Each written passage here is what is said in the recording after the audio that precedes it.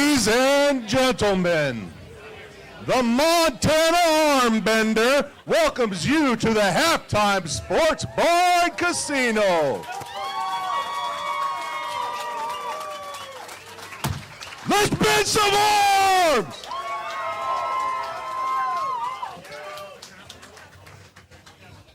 Our first competitor of the evening is the current 176 arm wrestling champion of Idaho. 20 years old, 5'10", from Sand Hollow, Idaho. It's RJ Harold!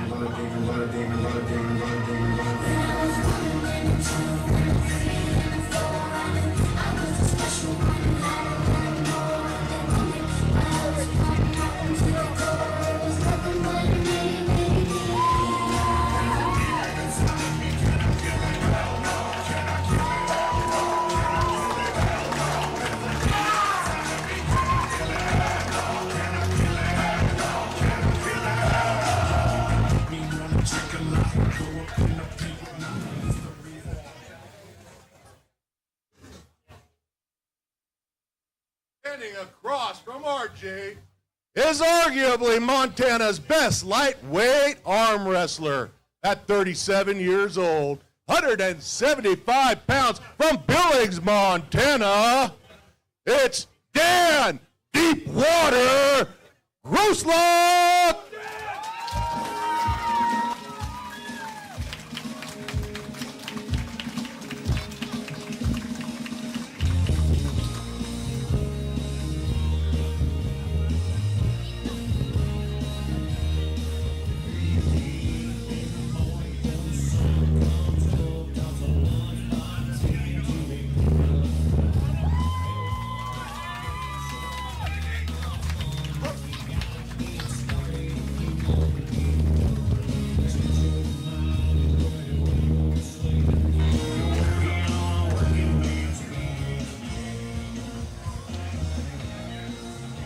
All right, the money girl's bringing up $100. $100 on the table. Money girl coming up. $100 of cash. Looks like we got some more. Another 100 from M&D Construction. Thank you, M&D. And we got another 100 from Benski Towing and Recovery. $300 on the match. 300.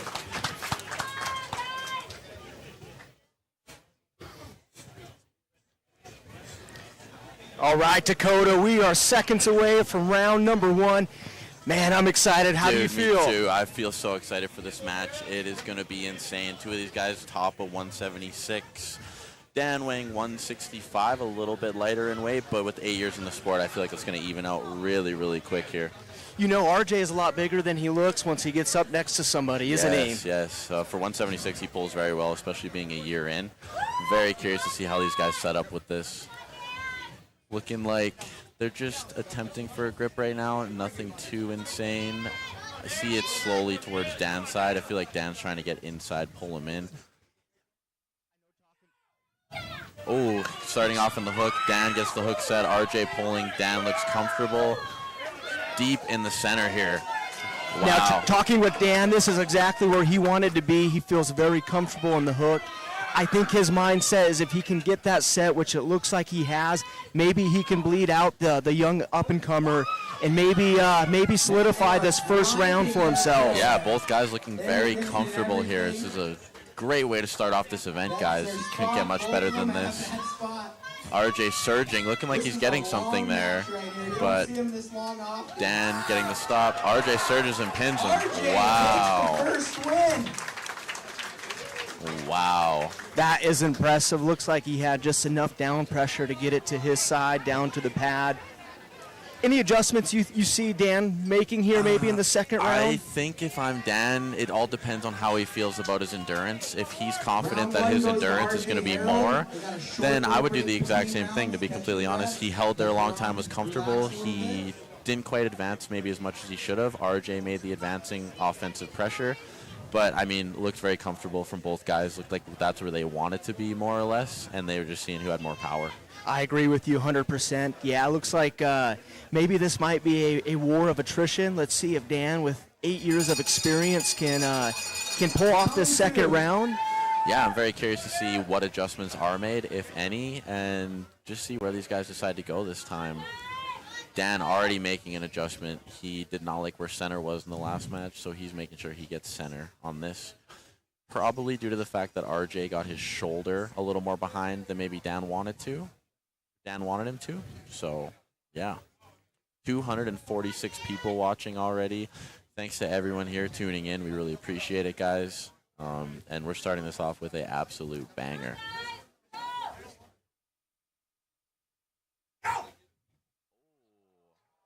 RJ with the top roll. Surprise top roll by RJ. Wow, wow. Round two, convincingly.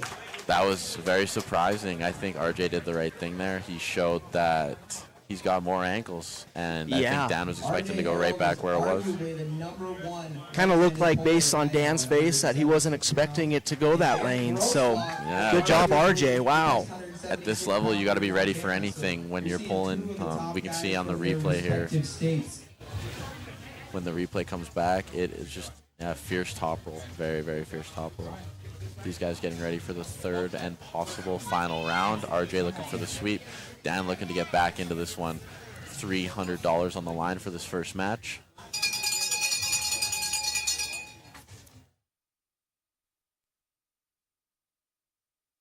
Set up again. Looking very interesting. I feel like RJ is setting up for another top roll. He's probably confident with the lane that he got the second time, and he wants to try and emulate it. We'll see if we get a slip here. Curious if Dan wants to hold on to him or not.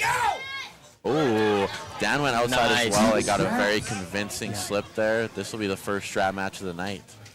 Yeah, I'm excited to see what's going to happen now. For those of you who are new maybe to arm wrestling and tuning in for the first time, the strap can really change the trajectory of a match because it really highlights maybe who the stronger guy is. Yes, and I feel like with the strap as well, this 8 years from Dan could very well come into play. Little tricks of the trade that you just develop over time that really come to show in the strap. We can see right now both competitors looking like they got a lower strap. I feel like low is the most common, especially nowadays. Most people only go high if they're trying to protect their wrist. Right. As of right now, I don't see any crazy advantages. Dan keeping his hand very still with the buckle. RJ is looking like he's setting up high again, trying to match Dan. He got the rise and he got the top roll. Wow. RJ, just too much to this evening. Man, what a showing from the 1 year newbie. Yeah. Didn't really look like a newbie to me. It looked like a veteran. Very seasoned. Hook, top roll, did it all. He's got a little bit of travel cash for you. All right, the winner, RJ Harold, takes the $300. Takes $300. Now, RJ, that actually surprised me, that match, just because I know how powerful Dan is in a hook. He's one of our best guys at 176, if not the best. How did that feel? How did you pull that out? Your endurance was impressive. Oh, thank you very much. It feels really good, to be honest. And I feel really good committing my shoulder. I feel good top rolling. That was right in Dan Grosulak's lane, and you pulled through it. Very impressive. You got anything big coming up next? Yeah, I'm pulling Alex. We got a little beef to decide for #1 in the class in the state, March 15th, Old State Saloon, at Alan Fisher's tournament. So. Congratulations, RJ Harold. Great job. Dakota, any last comments that you want to say in regards to that match? Just very impressive win by RJ. He looks very solid out there. We'll hand it off back to Bob for the next match, guys. Came up from Wyoming, where he owns many Arm Wrestling Championships. Here today for a left-handed super match at 6'3", 220 pounds, it's Sam GITTLEIN.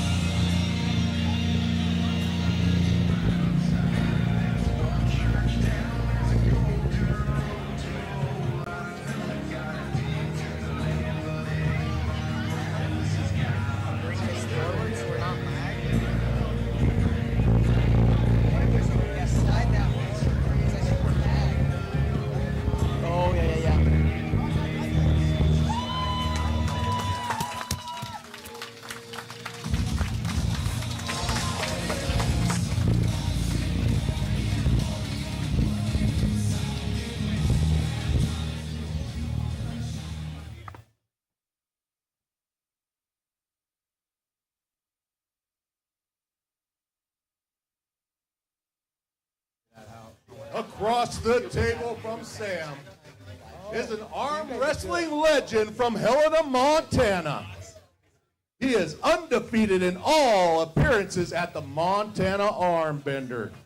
At 216 pounds, the veteran arm wrestler, BRYAN, the Marathon Man Johnson.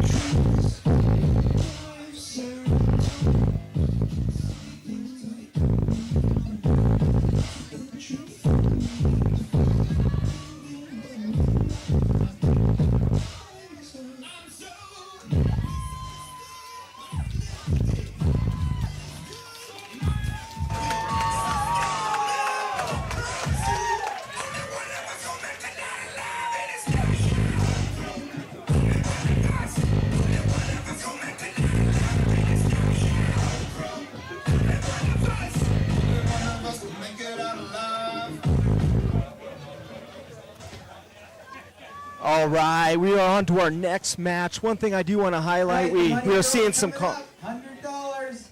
we were seeing some comments here about where's Dalton, where's Andrew. They actually had to step aside. Andrew was sick, and so we hope he recovers and can reschedule his match with Dalton soon. Yeah, that would have been an insane match. Oh man, I think this one will be a close runner-up.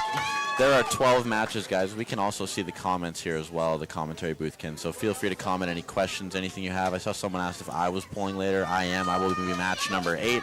I will be pulling Miles Hutton. And Weston in the booth with me is going to be match number 5 here as well, pulling Sam, who is at the table right now. Sam is looking big. He's looking strong. BRYAN is a 20-year veteran in the sport. And he drove up from Helena, about an 80-mile drive, just to fill in for this match. So we're going to see how he's going to do. Very interesting here. BRYAN is keeping his shoulder committed, showing his experience, and he is not settling for anything less. With these armbender rules, guys, they were discussed at the rules meeting. You can lift your elbow up when establishing a grip. So you'll notice a lot of these guys elbow lifts getting a grip. That is completely legal. That is allowed. 15 seconds, and we will go to a referee's grip, though, like how we are right now. When it goes to the referee's grip, Keith has all say. He's setting it up, and you just have to go. Looks like we're about to get going in round number 1 here, guys. One thing I want to highlight, too, is Sam and BRYAN have faced each other many, many times, so that's why you're seeing such a prolonged amount of setup time.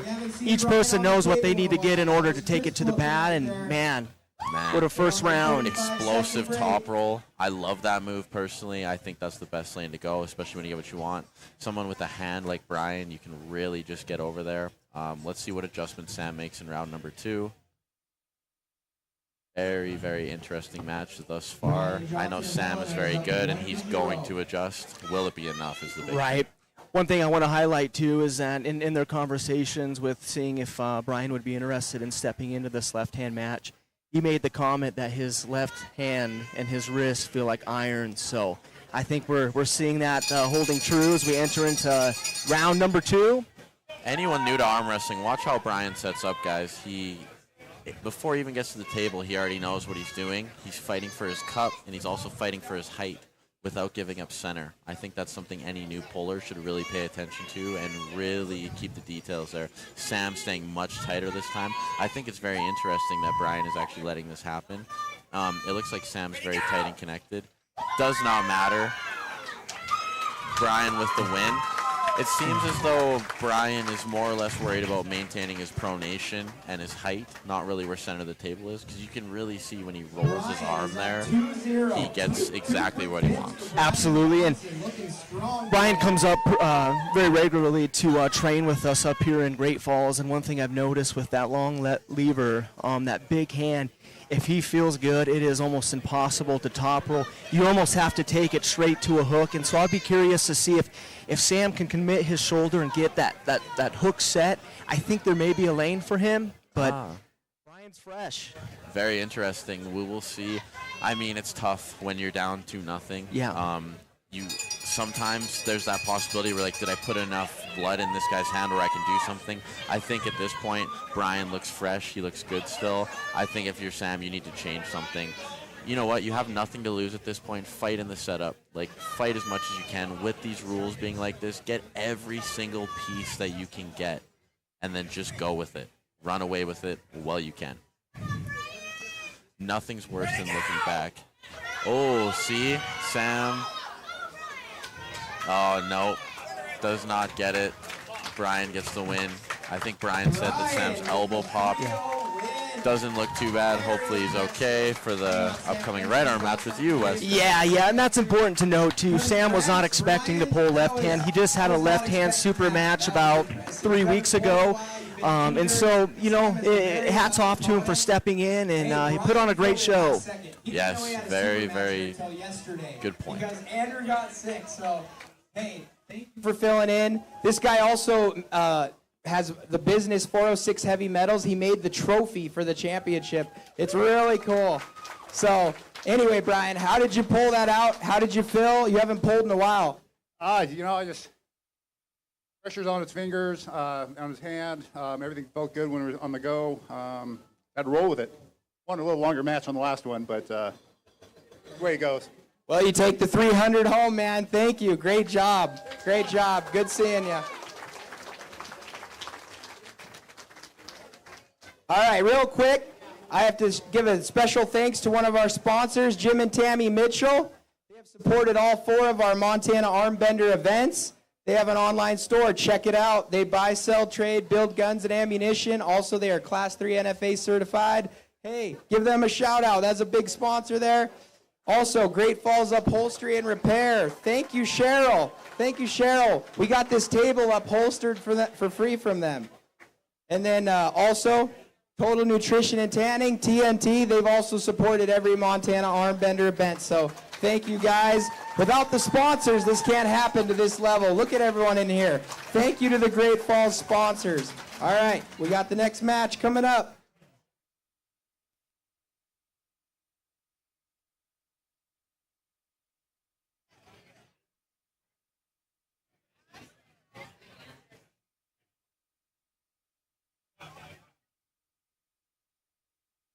Returning to the Armbender is a man who had a sweeping win here last year. He now looks to take on an undefeated left-handed puller here at the Montana Armbender. 1 years old, 5'11", 224 pounds, from Tuttle, North Dakota. It's Nathan Johnson.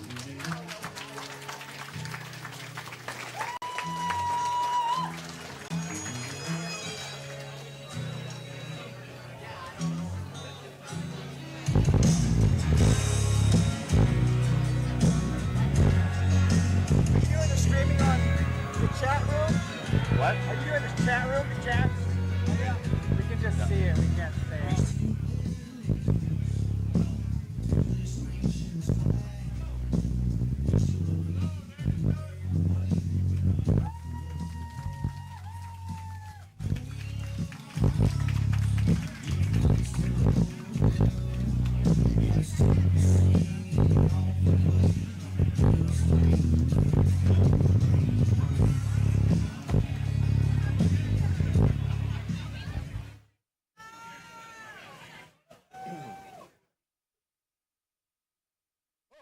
Town favorite with 31 years of arm wrestling, winning numerous titles. He's undefeated here at the Arm Bender. This man lives to pull. At 57 years old, 5'11", 265 pounds, he is the Johnson Madison Lumberjack from Great Falls, Montana, Robert the Bulldog Petley.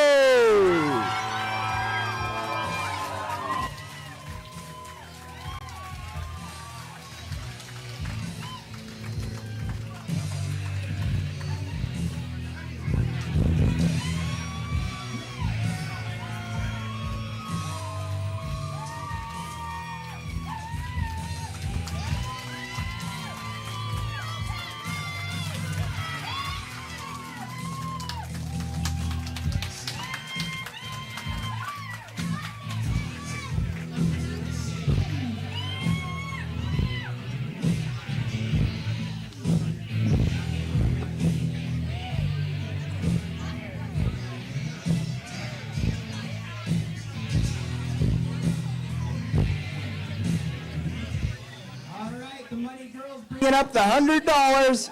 First 100 going on the table. And wow, Benski's going 200 on this match. We got 300. M&D Construction, another 100. Oh, here we go. Pomp's Tire. Pomp's Tire Service. Luke Cody, Gear Grabbers Garage. Luke Cody. And how much do we got here? Let's get this figured out. We've 500? 500 so far. We got more cash coming up. Here we go, more cash coming up. Johnson Madison Lumber. Thank you, Johnson Madison. $700. Whoa, what is going on? This Halftime Sports Bar and Casino, John Enoch, thank you. There's 800. We're at $800. All right, Pomp's Tires going more. $900. Man, you know these guys are about to go hard. $900. Hey, Nathan Johnson told me I want the match with Petley. I know a lot of money goes down. All right, here we go. 900 on the line. Wow. $900 on this match, hey? Can you believe it? What a great start to this event so far. Awesome way to get the guys and the crowd fired up. Dan GROSULAK here with you, Dakota. Let Weston cut loose so he could go get prepped for his match coming up. Yeah, these guys are setting up like there's $900 US on the line, hey? You can tell. I'm very curious to see where this match goes. Nathan setting the hook. Petley staying back. Looks like Nathan is going to get the drive in on there. Robert's arm slowly dropping. But, wow. What a good pull. Nathan, a very difficult man to put a top roll onto. Yeah. He loves to come forward, and he loves to set that hook deep. Petley just getting a little too far away from his hand and then able to keep that side pressure intact. Wow, that was a great first round. You can see on the replays here, just side pressure with that hook, keeping his supination intact. Very, very nice first round for Nathan. But Robert, not too far off there. He actually got the back pressure that I feel like he would want to get to win that match. He just could not obtain the side pressure. Exactly. He needs to stay more connected, I think, on that. And that's a really, really close match. Yeah, it'd be interesting to see what he's talking about in his corner. Maybe standing up a little taller, keeping that elbow flexor a little tighter, and trying to drive sideways. Nathan wants everybody to go backwards against him. That is his game. Anybody who's ever gripped up with Nathan, he loves you when you go back because he opens up that side pressure lane for it perfectly. Yeah, wow. You can see the iron in his elbow with that side pressure too. Very, very nice.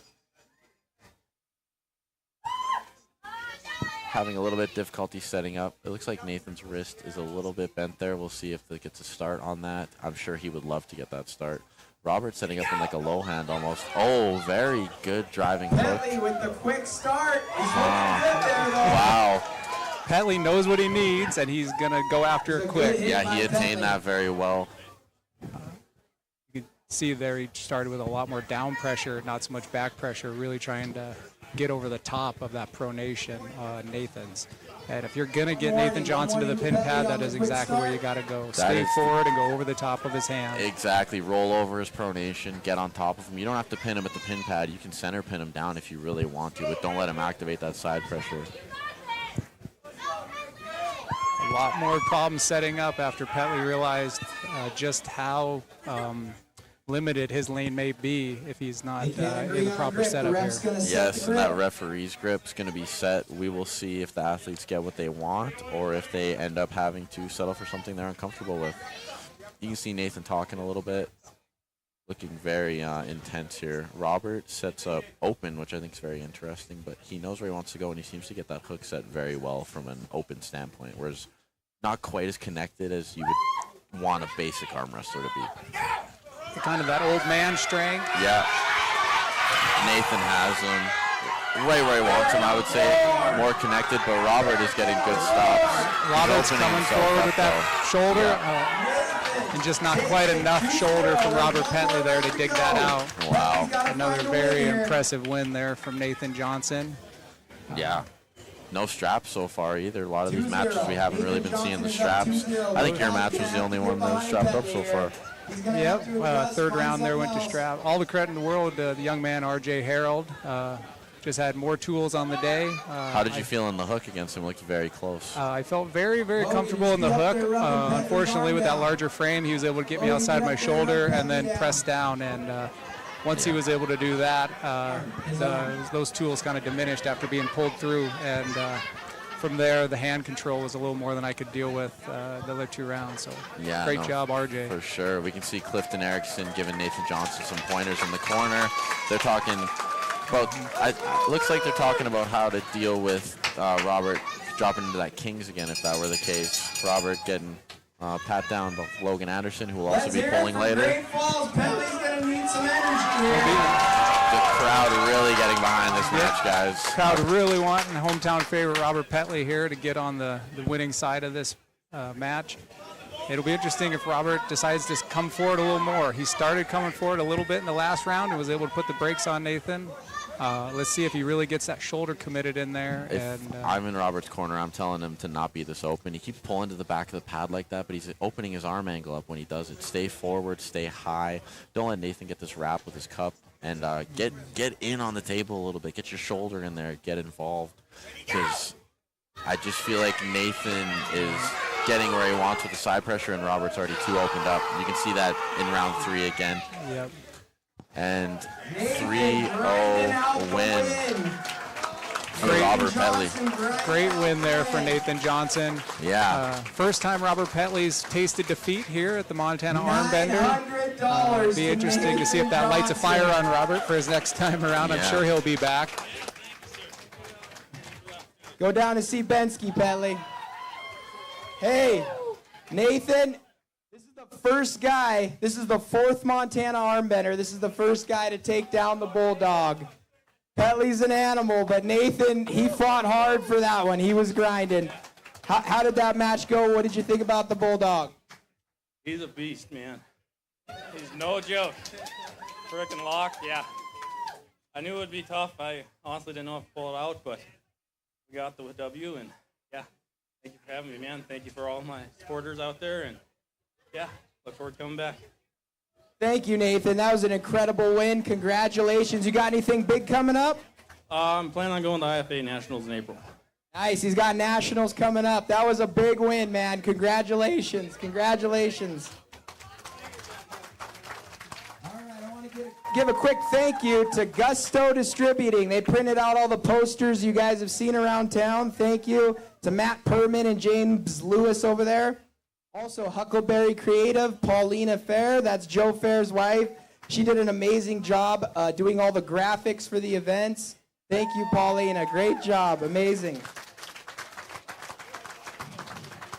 Also, I want to thank Timothy Geib. He reached out to me. He's an arm wrestler. He's like, I want to sponsor this event. I love this event. He's got the Geib Land and Livestock. That's one of the businesses he runs. So it's very unexpected. Thank you, Tim, for sponsoring. That was awesome. Thank you, sponsors. Here we go. Let's keep it going.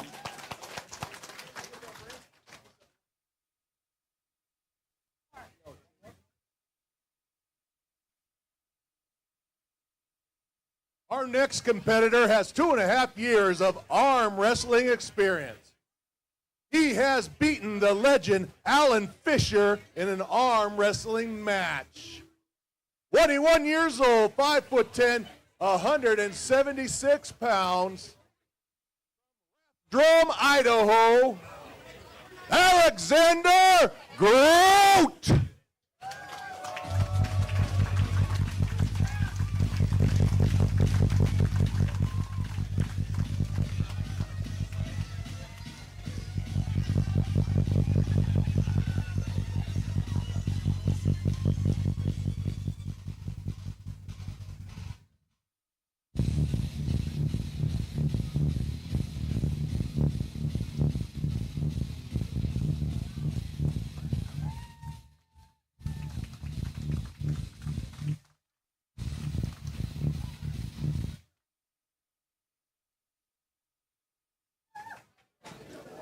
The second competitor in this super match is one of the best arm wrestlers in the USA today in his weight class. Undefeated at all his Montana arm bender appearances. 36 years old, 5'10", also 176 pounds. Bismarck, North Dakota, the electrifying Jake Houston.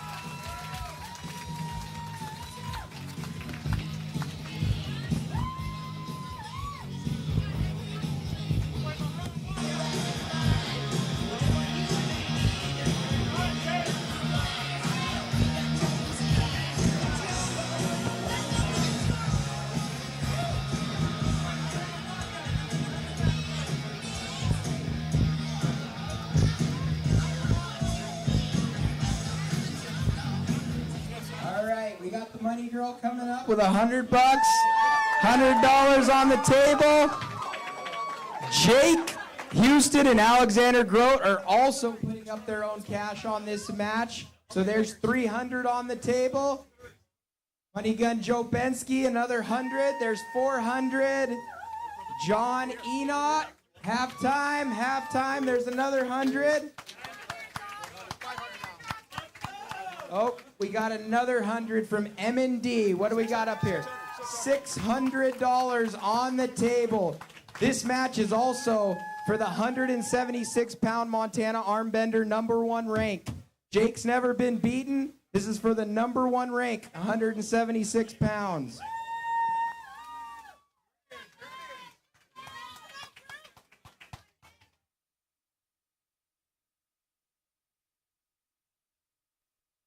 Match is about to go underway, guys. Here we go. You can see Jake having a smaller forearm on this one is really focusing on. Wow. Alexander elbow fouled there, but that was a very, very good start for any Alexander GROOT fans.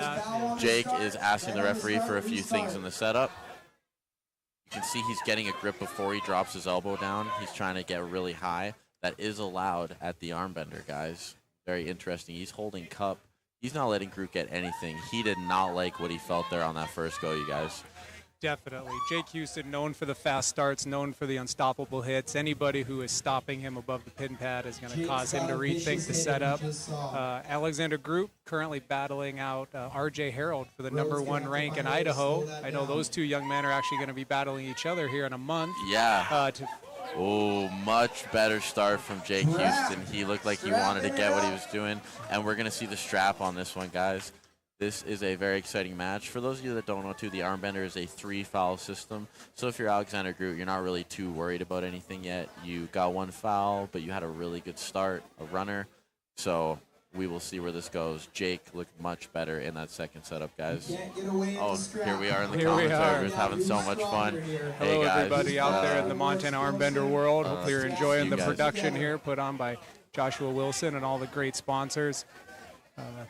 This will be an interesting start here. Jake Houston loves the strap, loves to use that power pulling through the back pressure. If Alexander GROOT can put the brakes on here, that will be a huge accomplishment and really be a good sign for him as this match progresses. 100%. I'm really excited actually just to watch this match, as those, if you do know, I am pulling Miles Hutton later. He's got a very long forearm. So I'm watching what Jake does, the tips, tricks he uses that I could maybe use to implement myself, to help myself with Miles later on. But Jake Houston, I see people in the comments saying he's been here before, nothing new. Someone's saying good job to both guys, very exciting match. So we will see where this goes. Looks like Houston has a little bit lower of a strap there. We're still in referee's grip. He's asking them cap, no cap, and we're about to go underway with this, guys. Let's see where this one goes. Jake with a very explosive start and hit. He looked much better in the straps. And that's why he's called the electrifying right there, folks. It's one thing to stop him in a slow pull, but it's a whole nother thing to hold on to that when he's going wide open. Yeah, you know what? After that round, you could almost argue, well, you probably will argue that he missed the go on the first hit there. GROOT got what he wanted, had to foul to get it, though, so 1-0 Jake Houston right now. I think on that first go, Jake may have just been holding on a little bit more, thinking he could control GROOT's hand with the back of his hand and his finger pressure, and now he's gone completely to just that strap pressure. Wow. Really relying on that lat drag. Need to see that replay 6 more times. It was so fast. Very electrifying by Jake Houston. He is undefeated in all of his Montana Armbender appearances, as said before, so he's looking to hold that steady, and he's doing very well so far. It'll be interesting to see what Alex is going to do to try to counter this, if he's going to try to go higher and see if maybe he can control the height. Looks like he's definitely trying to get those knuckles up. I think Alex is going to be avoiding the strap at all costs at this point. If I were him, I'd be holding on a little more. Unless you felt something in the strap, you just didn't get it. Yeah, you know what? Jake's hit very good, but Alex did get some got some ground there, like with the stop. His hand didn't buckle, which is very important. Almost looked like he was cupping really, really hard. Definitely. We'll see if he can keep that in the strap. Looked like Alex was actually able to take top position and control the rise. Jake more than happy to break out the back of the hand and get that strap again. This time Jake will have the buckle on his hand. A lot of arm wrestlers think the buckle makes a huge difference. We'll see if that helps protect Alex and see if he can get this slowed down a little bit. I'm very curious to see if the buckle plays a difference at all. I know a lot of people, like you said, claim it. I don't personally believe it's a big deal. I think it's all in how you set up. I think the referees looking at your hand is actually more of a deal than the buckle on the strap. I think that's definitely true. When you have the buckle, the head ref is paying a lot more attention to you, more likely to give you exactly your wrist and everything. Rule. Jake's not liking what he has right now. He's fighting for more, and he's doing all the right things right now. Alexander GROOT. Offsetting fouls was called, I believe, by Keith, but GROOT looks very comfortable in the strap setup. He's not giving an inch to Jake Houston. It looks like Jake isn't activating the hit like he wants to. It looks like that rising post pressure from Alex is really giving Jake problems. Jake is not liking that. Yeah, I noticed GROOT is holding the riser very strong and not giving Jake anything there. And I feel like Jake is almost wanting to convert to a low hand at this point just because of, you can. Oh, he went inside for a press. GROOT got him. So, yeah, that is a running foul system. So technically, Oh, they're restarting that. Little Very confusion there from the pullers. I think Jake may have been trying to give that round up. If I'm Groot, I'm arguing that I got a win here already because Yeah. they said running foul system. Jake refused to pull after that, so technically that could be 2-3 elbow fouls for Houston. But there is some referee discretion. We are got a little bit of modified rules, try to keep the action fast pace. We all do want to see pins every round, so I think Keith is giving them that lenience. Seeing if we can get a pin out of this. Don't want to see it end on fouls. yeah, Everyone likes to Groot see is the looking pin. very strong, though. He is 2.5 years in the sport. He has beaten Alan Fisher already. Yeah, Groot right where he wants to be. He is working on tiring Jake Houston out. And they called another foul. That is a 3 fouls. They give the win to Alexander Groot. Wow, I'm very impressed with this young man's performance so far. Alexander Groot giving Jake Houston his first loss in the Montana Armbender Series. Wow. Jake definitely looking a little nervous over in the corner. Did not like what he felt with that rising pronation. Yeah. Alex is all fired up. He is ready to take this title home back to Idaho. And we will see what happens here in the next round. In all fairness, I think that round should have went to Groot beforehand anyways. Groot did what he had to do again, very impressive. And yeah, another foul there. Groot jumping with excitement, looking ready to go. Jake Houston in his corner, composed, controlled, doing some talking. Jake's been here before. Jake knows what it's like to get a bad setup and have a tough round. It'll be interesting with all his experience to see what he comes back with next round. But Alex loving the fact that he is controlling the height, feeling like he can dictate center table from that position. And we'll see what Jake can bring out to try to create a problem for him. This could be a little bit of a chess match going on. I think Jake is now going to be looking at making adjustments. But, man, it's hard when you have a short arm like that and you're trying to get height because he hits with that top roll. You can see his wrist buckled so fast. And the flop press just wasn't enough. And again, wrist buckles, Groot holding it. Wow. Very, very strong press, though, from Jake. He pulled him back over. In the straps, if he gets there, he may be able to pull and get a pin there if Groot extends himself like he did last time. Jake may be looking to do something more of like a Todd roll style. He doesn't look like he's going to keep his wrist. His wrist has been broke back several times now. It may be gone for the rest of the match.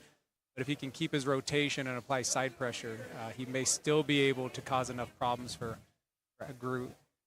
Yeah, the young Alexander Groot, 21 years old, 2.5 years in the sport, guys, and he is giving Jake Houston a go-around. This is a very, very fun match. These guys are earning their keep right now, and we're just commentating. We're kind of the boring part of this, guys. Definitely. This is the beautiful part of arm wrestling today. All these young guys getting into the sport. They're young, they're hungry, they're committed. And they're good. And they're coming up fast. They are Dakota, good. you're even one of them yourself. Oh, I got a tough match later, Us man. old I'm guys pumped. in our 30s, we kind of are trying to keep up 30's with you not young old. guys. Come on, 30's not old. Groot is having his way. Jake, I think elbow fouled there, but wow, very good side pressure from Jake Houston though. Groot needs to keep taking the hand. Keep taking the hand. He should be going up. Uh-oh. Jake's getting where he wants to be. Here comes the Godzilla style side pressure. Wow. Alex Groot overconfident with the hand control, unable to get the rotation down, and that's why you don't showboat until it's over. That was more, I think, Alex giving Jake way too much leeway. I think if I'm in Groot's corner right now, I'm telling him to stay tight and stay high. He was comfortable there, but you can see Jake slowly started pulling back to his side of the table. When he got him back to his side of the table, he was able to really initiate that side pressure. All these North Dakota guys seem to have great side pressure. Very, very interesting so far. You can see as Alex got hand control, he got overconfident. He was starting to sit down, and when you sit down like that, you lose the capacity to apply pinning pressure, and that's what happened. He opened that lane for Jake to suck his elbow and shoulder in there, and Jake, with all the experience, knowing how to win in every angle, made him pay. He started pulling backwards with his bicep, and it wasn't enough to hold the side pressure. Whereas if he had his shoulder connected in there, could be a different round. For sure. I see some comments talking about running fouls and such. I'm not sure if the referees had seen a foul on both competitors. It looks like they just called the win for Jake Houston, and we have 2-1 for Jake Houston right now going into round number 4. This could be it. Groot with hand control, took the hand this time. Groot needs to shoot his shoulder forward. Yes, just like that. Stay on top. Oh. That is exactly what he needs to do. That was a phenomenal adjustment by the young man there. Did exactly what he needed to do. Came up instead of falling back. Got that side pressure on top. You can see Jake Houston rubbing his forearm right now. As this goes on, if Groot keeps hand control, Houston's elbow is going to be feeling it. Whether it'll be strong enough to do that, we are going to find out. So far, he's been doing well. Very, very impressive move by Alexander Groot. Completely takes the wrist, shoots his elbow forward, and gets on top where he needs to be after a little adjustment, and goes to just straight press down on a very exposed Jake Houston. Jake is digging deep here, guys. He is leaving it all on the table. Very impressive from Alexander Groot here with the hand control. And just so everyone in the chat is aware, those watching, all 400 of you, thanks for tuning in, guys. There is all slips go to straps in this, and we also have losing position being from the top of the hand peg. So a very, very tight losing position window. Groot is on top, and he's pressing. Wow. Jake Houston is holding.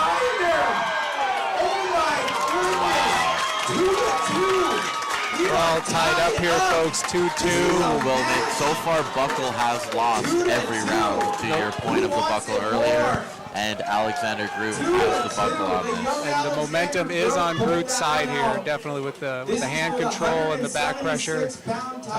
Jake will definitely have to pull a trick out here to find a way through Alexander's hand and wrist in this last round. You guys got another 100 going down. This is an electrifying match. They're bringing more money to the table. Right now it is 2-2, guys. We are going into the silver bullet match. Alexander Groot making a name for himself right here on the armbender, showing, hey, I can hang with the big guys. When you look at the kid, his arms are just unproportionate to his body, and you can tell he's just built for arm wrestling. He has all the tools to be one of the best here at the 176-pound weight class. Like I said, him and RJ Harold battle it out over there in Idaho for who's the best. Jake Houston giving a nod of approval to Groot. I guarantee you their arms are dead right now. They are both blown up and ready to go. You can see the respect Jake has for Alex now on the table. He earned it. Alex has earned all the respect of the room regardless of this outcome. We'll see if Jake can do something a little different here. Try to keep that rotation and apply enough side pressure. Right now, I would give Groot a slight advantage in this third round just due to hand control, and he seems like he found a lane in that fourth round. But the Buckle, very, very convincing. Jake with a crazy hit there. Wow. This is a great match. And yeah, I think Jake has given up on the idea of controlling Alex's hand. I think at this point he's looking for great connection into that strap, a way to try to separate Groot's arm through the strap, through the lap pressure, and apply enough side pressure just to get Alex opened up. He's looking for pronation. He's keeping his hand like this and just kind of going this way even without his wrist, you guys. Very important. Groot wants to get on top, overwards with the shoulder, press down. In the strap with the Buckle, be very interesting to see who gets what they want. I think at this point it's a matter of who gets what they want. Exactly. Whoever gets the better start, you can see how Jake is really talking to the refs. He is really concerned about getting that good connection. He needs everything. Yes. Because he already knows that he's going to lose the wrist. And if the wrist is gone, it takes away a lot of Jake Houston's game. Yeah, if I was in Alex's corner, I would tell him to stay high and stay forward and let Jake hit, let him break his wrist, and then work from there. As long as you don't separate, you're going to be in a position to counter and get this match done. Jake looking for an insane hit here. This is a who wants it more battle, guys, and the crowd is very understanding of that. Jake is completely giving up the wrist already. He is going straight for a shoulder committed side pressure. And Groot is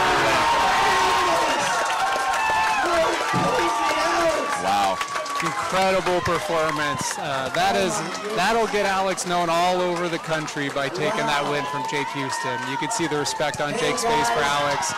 That young man is on top of the world right now, Dakota. As he He's should be. living large. We're going to hand it over to Josh, guys. I knew there was going to be some upsets tonight, and this is one of the first right here. That was unbelievable.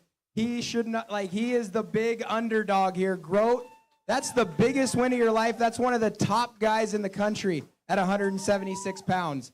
That you arm wrestled phenomenally. How did you pull that off? I trained my ass off for the past month and a half. Drilled my hand like crazy, and then it paid off today. How old are you again? 21. 21. Man, you Idaho boys are strong. Him and RJ from Idaho, man. They have a match coming up. What do you think about that? Are you going to beat RJ? It's going to be a hard match, but I think I'll be able to take it in a super match format. For sure. There you go. Great job, GROOT. Congratulations. Thank you. Yep. He's the new 176-pound #1 guy at the Montana Arm Bender. You want to say something? Jake wants to say something here. Jake Houston, never been defeated. This guy's amazing. He wants to say something. First off, thanks to all the sponsors, man. This is an incredible event, and I'm so happy everybody got to be a part of it, man. Whether you're pulling or just in the audience, this is the place to be, man. I hope Josh gets all the recognition that he needs, because I'd pull here pretty much over anywhere. I mean, the production is top-notch, man. We need to spread the words. We need to continue getting more sponsors and the best people here, because this ain't no better than this. And I just want to say congrats to Alex, because I don't know where he's at, but I'm celebrating somewhere. But, man, I haven't had my hand taken like that. I don't know if ever. So I wasn't prepared for that. And congratulations, man. That is one young rising star. And then one more thing. I just want to say hi to my son at home, Noah. I'm sorry we couldn't win, buddy, but I'll be home to see you, okay? Love you.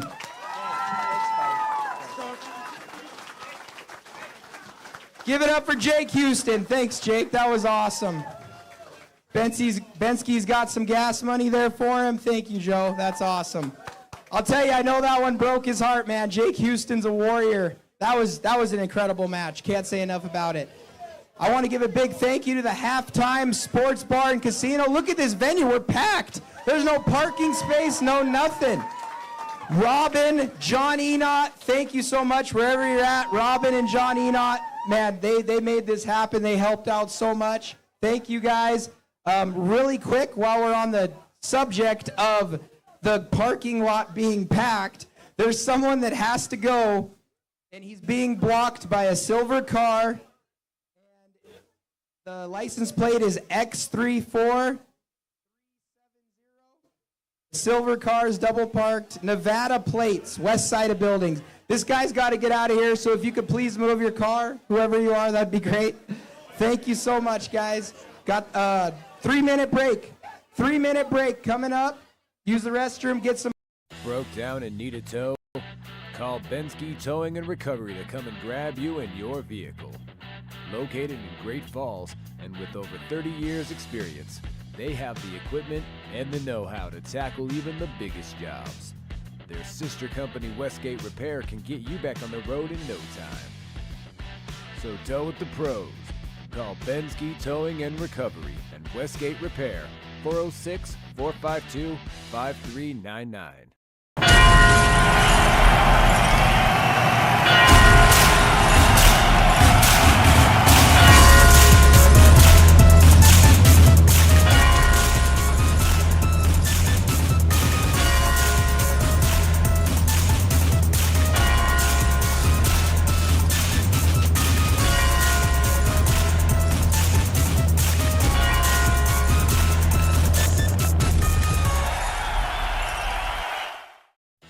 And need a tow?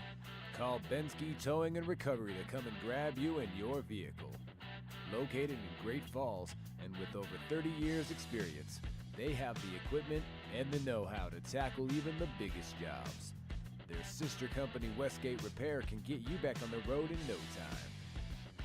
So tow with the pros. Call Benski Towing and Recovery and Westgate Repair, 406-452-5399.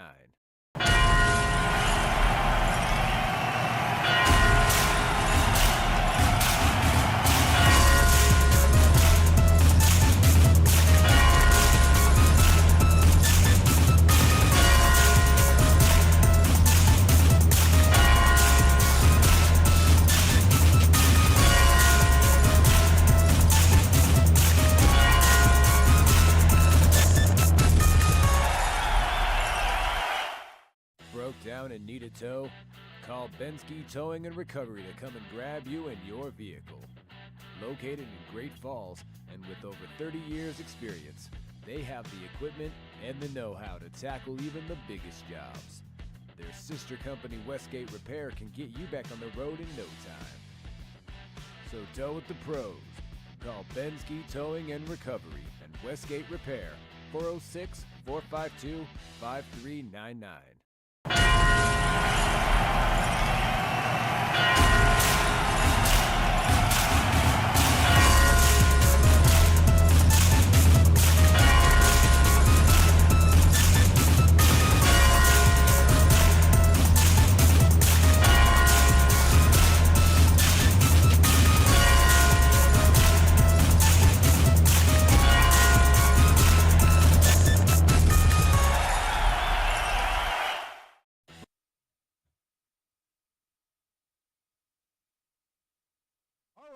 Things are heating up at the Montana Arm Bender.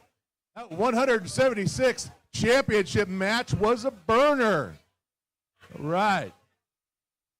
This next super match starts with a man of 5 years of arm wrestling experience and multi-state championships. 34 years old, 6'3", 225 pounds, from Lovell, Wyoming, Sam GITTLEIN.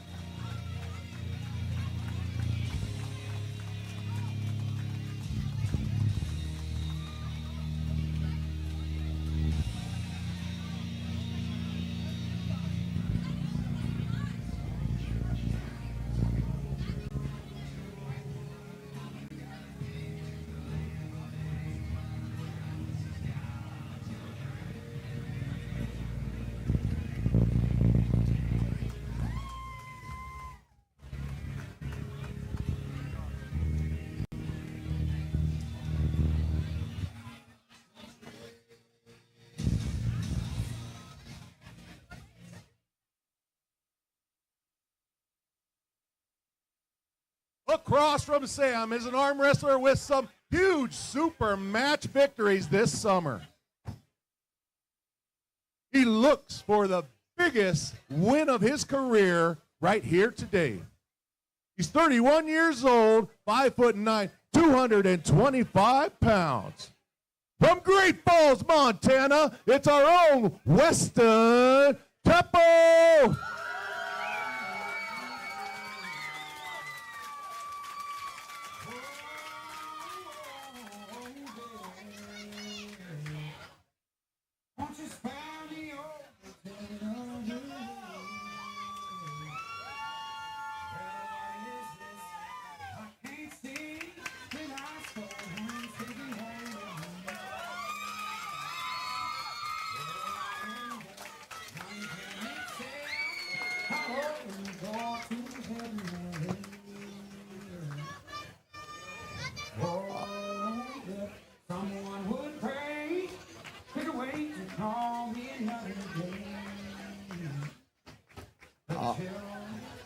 All right, we got the money girl coming up with the first $100.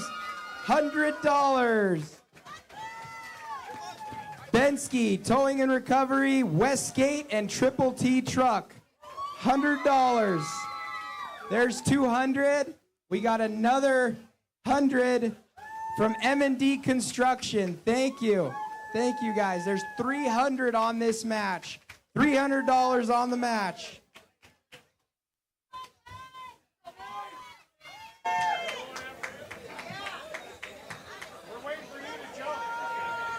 Here we go, guys. We are seeing a very intense setup from Weston TEPPO here. Sam already pulled once. We'll see if that has any factor. Weston back to his side a lot. We're going to have to get this centered, guys. But as of right now, it looks like Keith is looking to get things just somewhat centered with the wrists, and then he'll be pulling it back. Both these guys. Ooh. Sam with a very explosive right arm hook hit. Gets a very, very nice pin on Weston. Both guys known for wanting to go in the hook.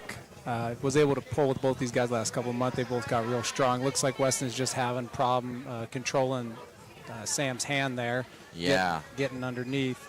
With the shorter arm there from Weston, he's really going to have to use that back pressure to keep Sam's hand flat and try to get over the top of that. Did get a bit of a stop right at the end there, but I think he'll have to initiate his supination and down pressure higher up in order to get any purchase on that. Seemed like the pronation was really overtaking there. We'll see what happens in round number 2. Sam looking very comfortable as of right now. We'll see if Weston, maybe he can get his shoulder in a little more. Yeah. Maybe give him a little more time to get that pronation control. Sam's cup looked like it was able to really just suck him into. Sam with that long arm, once you get sucked in, it's hard to dig out from there. Yeah, and it's just tough when you're a hook puller and someone has more pronation than you, because a lot of people think pronation correlates with top roll, but it doesn't. Pronation's so important in every aspect of arm wrestling. And it's just, we're jumping in round 2. Weston with a bit more purchase there. Gets a stop. A little bit of a hop. Not calling those hops. Sam, though, does get him down to the pad. So close. Wow. 2-0. Much better start there from Weston. Was definitely able to get the stop. Got opened up a little bit. Just was unable to get that rotation back.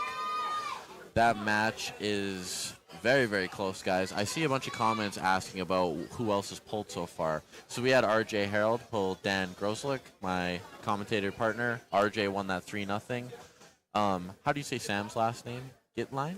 GITTLEIN? Sam GITTLEIN and Brian Johnson pulled, and we have Brian Johnson 3-0. Nathan Johnson beat Robert PETLEY left arm, and then Alexander GROOT had just pulled off a 3-2 upset win over Jake Houston, and now we're in this match, match number 5, guys. We are at number 5 out of 12 matches so far. Make sure you stay tuned in for the whole thing. We do have Sandris Šedis and RVJ coming up as the all-natural heavyweight champion. Yeah, you're not going to want to miss that, Not going to want to miss that match. I know both those guys are here, and they're serious. Here is setup number 3. Weston has it back at his side a bit. Gets in his shoulder way in there. Sam looking for the go. Gets a stop, but it looks like, Weston needs to stay up and stay connected here, guys. And yeah, Weston has put the brakes on him. By Weston. Weston is, and Weston so close. Oh no! 3 running fouls in such a battle of a match. Wow. What a great effort from Western Tempo there. Hey, that was a heck of a battle, man. That match was insane. I think Sam is the happiest man in the room for those running fouls there. Yeah. We're going to give it up to Josh Wilson. Weston all the time, so I know his endurance is insane. So that match was slowly starting to get there. But man, Sam's got great strength. He pulled it out. What do you have to say about the win, Sam? I haven't pulled Weston maybe 4 years, and the progress he's made is incredible. Like he's right there with me. I let him get on his side, or didn't let him, but yeah, he's got some power there. Well, you sure do too, man. That was a heck of a win. Nice job. Great job. You take the cash home. Good job. Yeah, thank you, Sam, for coming. Sam filled in for a last-second match, left-handed as well. Thank you, Sam. Awesome. Hey, I want to say thank you to Alex Hegdahl. He's the owner of Electric City Sight and Sound. He's done a ton to help us with this event. He works on TVs, projectors, routers, home speakers. Alex is awesome. I could vouch for that guy. Such a great guy. Alex Hegdahl, Electric City Sight and Sound. I want to give a big shout out to Pacific Steel and Recycling. They came through with a big sponsorship for us. Thank you, Pacific. That's amazing. Like, without these sponsors, man, the money wouldn't be on the table. This event couldn't happen. Thank you. All right, we're moving on here. Bigger matches to come.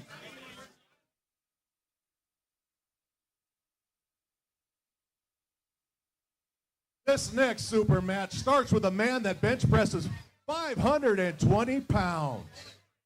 With only 1 year of arm wrestling experience, he's already beat some big names in arm wrestling. He has never lost an arm wrestling super match. He is 28 years old, 6 foot, 355 pounds, from Big Fork, Montana, Dustin Big SIE Finley.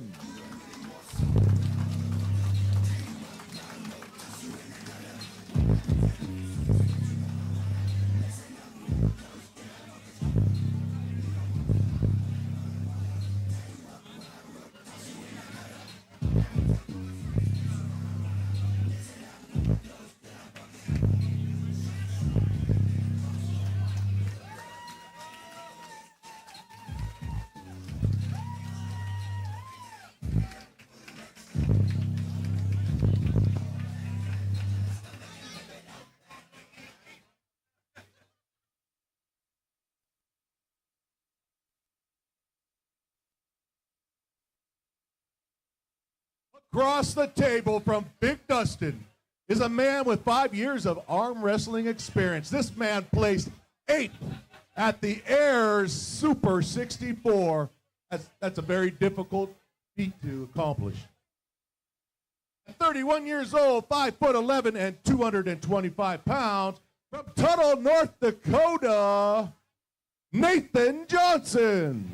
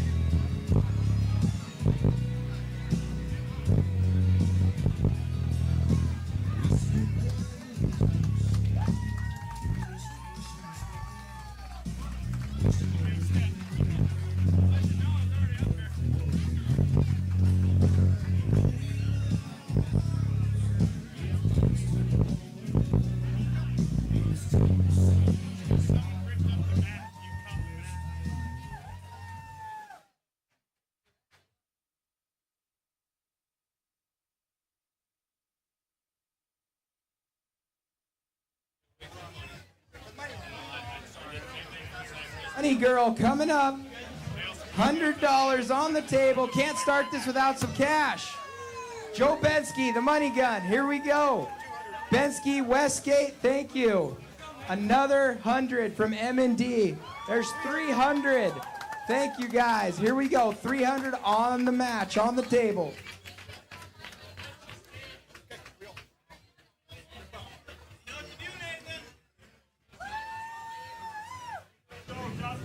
Good to have you back in the booth here, Weston. Hey, it's good to be back. I need a little bit of a break after that whooping, but hats off to Sam. We have a banger of a match coming up. Dan, what are your thoughts on this match? Well, we got Nathan Johnson up for his second crack here at the armbender after beating Petley on the left arm. Dustin here, new to the sport, but they both think they're the king of side pressure. Nathan Johnson, known far and wide, if you let him sink that hook, it's hard to pin him. And Dustin thinks he's got the tools to win center and win that match. It'll be an interesting battle. It should be going inside. There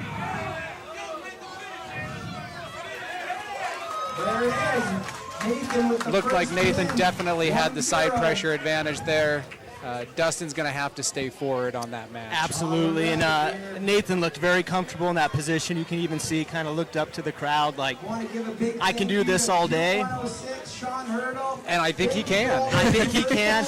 One thing, too, Dustin's been known to be able to dump his wrists and his fingers and do a flop press, but the way that Nathan sets up, I don't know if he's going to be able to even get there. Nathan likes to grip you real low. He likes to come right at you. He likes to tempt you into trying to take that wrist, and that's actually where he wants to be. Absolutely. Great first round there. We're out to see the next round coming up. Be interesting what Dustin's thinking in his corner, if he's thinking maybe come forward as well, try to get that big frame in the way. For anybody who knows about top rolling Nathan Johnson, it's a hard day to try to top roll the guy. Getting set up here. Nathan looks very comfortable. Another clean win for Nathan Johnson there. Dustin Finley just not quite sure what to do with a guy who doesn't care if you turn him palm up. Absolutely, yeah. And kind of what I'm seeing, Dustin has a little bit of a cup in there, but just doesn't look like he has the wrist and hand power right now to bring it to his side and even have possibly a lane to take it to, so. And it's a very different thing to pull Nathan. Like, he's very good at keeping his shoulder line. The guys that generally have success with him are coming forward in those matches. Maybe Dustin, like I said, try flopping or carving in. You can see Big Ben Brooks, our former reigning all-natural heavyweight champion there in Dustin's corner. Unfortunately, Ben did suffer an injury during with RVJ last year, and then also tore his pec this past fall. Yeah, he's being it's a year of rebuilding for him. Yes, sir. Here we got another setup coming here. Nathan Johnson looks very comfortable. Dustin not as comfortable, looking to see if he can find a lane. You can see he's trying to give up his wrist a little bit there. Maybe he's going to try to flop press. I hope he's careful with that. I don't want to see an injury in this last round here, but maybe he has something there. Maybe the wrist integrity is good enough that he can handle that kind of pressure. Nathan looks very confident, being very patient in the setup. Going to let Keith Michelle do his thing. I think Nathan assumes as long as it goes inside, it's going to be a good day for him.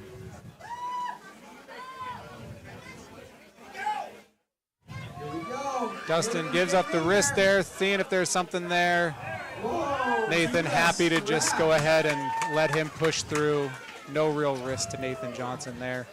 We'll see if the strap makes any difference. As a fan, what I'd love to see is when they put the strap on, maybe that gives Dustin an advantage, and maybe we'll see a little bit more of an advantage going his way and possibly another round. I think that is Dustin's plan, perhaps maybe a little back pressure through the strap.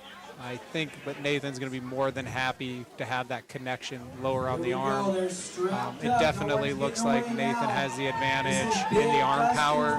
We've seen Dustin's arm come open a couple times.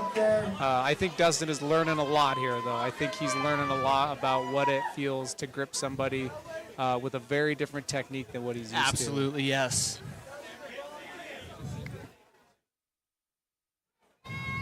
Getting the guy squared up here, going to get those wrists turned out, should be ready for a go. Dustin not liking something in the setup there. I'm not seeing a lot of confidence from him in the setup. Dustin staying tight, not opening up, but Nathan looks very, very comfortable. Very, very comfortable. Big Dustin's in there. Nathan's asking Luke how many times does he got to pin him. I think 3 was enough. Great job, Nathan Johnson. Awesome effort, Dustin Finley, stepping up, take on somebody who you believe is somebody you're chasing. Going to give Dustin a lot of fire to go back and get better the next time around. Dustin, 1 year in the sport, I mean, he's already leaps and bounds ahead of most, and so his future is looking very bright. Great job, Nathan Johnson, on another victory here at the Montana Armbender. Over $2,000. Hey, he had a rough drive up here from North Dakota, so thanks for coming. What did you think about Big Dustin? Oh, well, I mean, I called it. He didn't have the inner elbow to hang with me. Not many do, so, I mean, not to be cocky, he's new, he's strong. Don't get me wrong, he's strong. Told him give it some time, give it some years. He'll be a force to be reckoned with. But now I got a question for you. I've beat both guys now. I asked you for a specific person, you ignored it. No. I asked for Edo, but I don't know if I want Edo anymore. I might want bigger. Give me some time, but I'll let you know, but you going to ignore me this time? I'll bring it back. Hey, what do you guys think? Has Nathan Johnson earned a high-level match at this event? He's telling me he wants to take on one of the big dogs of the arm wrestling world, so we're going to have to set that up, Nathan. You kind of proved today, man, beating the Bulldog and Dustin. That's scary strong. Good job, man. I love how you are always a warrior. Good job. Thanks for coming up. Thank you. What an animal. All right, I want to give a quick thank you to Trick Bull Truck Repair. They're at 1610 34th Avenue Northeast, Black Eagle, Montana. That's also Joe Benski and Leah's company. Thank you guys so much. They've been the biggest sponsor of the Montana Armbender. Thank you, everybody, for the big sponsorship. Thank you, Joe and Leah. All right, we're going to keep moving. We got the big matches are coming, even bigger coming up. Next up is arguably the strongest right-hand arm wrestler in Montana right now. He has been on a winning rampage in arm wrestling tournaments and super matches. At 37 years old, 6 foot, 229 pounds. From Malta, Montana, it's LEIF, the Viking Sorensen!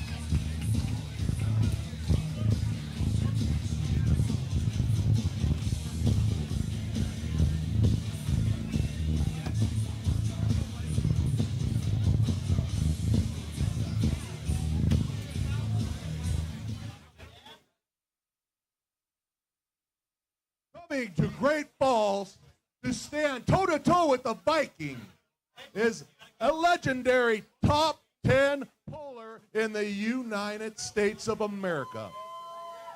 This man has world-level polling strength and is always ranked at the very top of his class.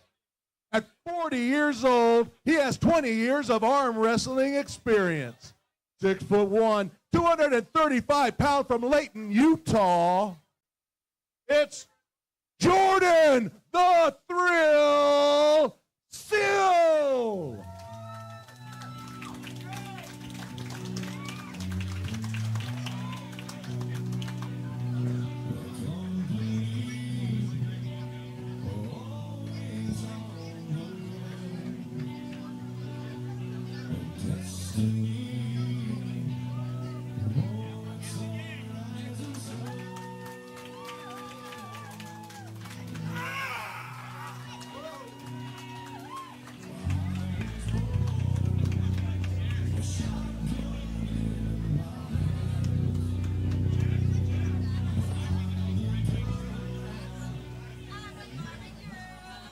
All right, the money girls coming up. Here we go. 100 or 300 on, no, 100 on the table. Got another 100 from Joe Benski, Westgate Repair, triple truck. There's 200. We got another 100 from M&D Construction. Man, these sponsors are getting the money up here today. Thank you. These are two monsters right here. Two monsters.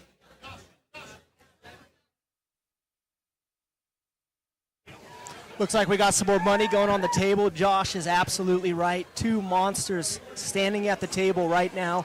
Dan, what are your thoughts on this match? This is a match that LEIF was asking for. Jordan SILL in the house to put both his left and right arms to the test today. He'll be pulling left-handed a little bit as well.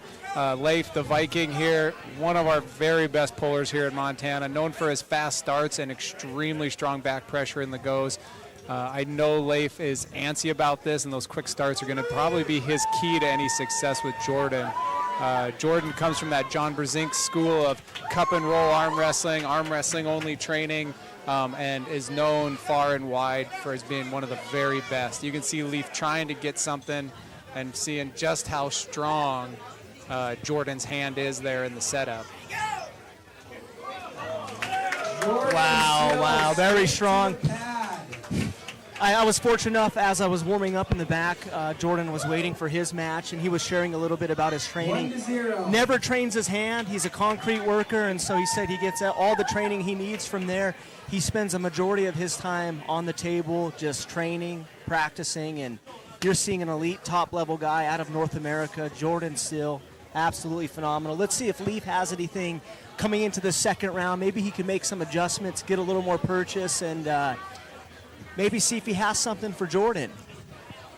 You could see in that first round he tried to pull back, was unable to get any sort of purchase into Jordan's hand. Perhaps if LEIF either tries to go higher and cup more, or potentially try to get out of the hand to get to the strap, try to get connected to that arm.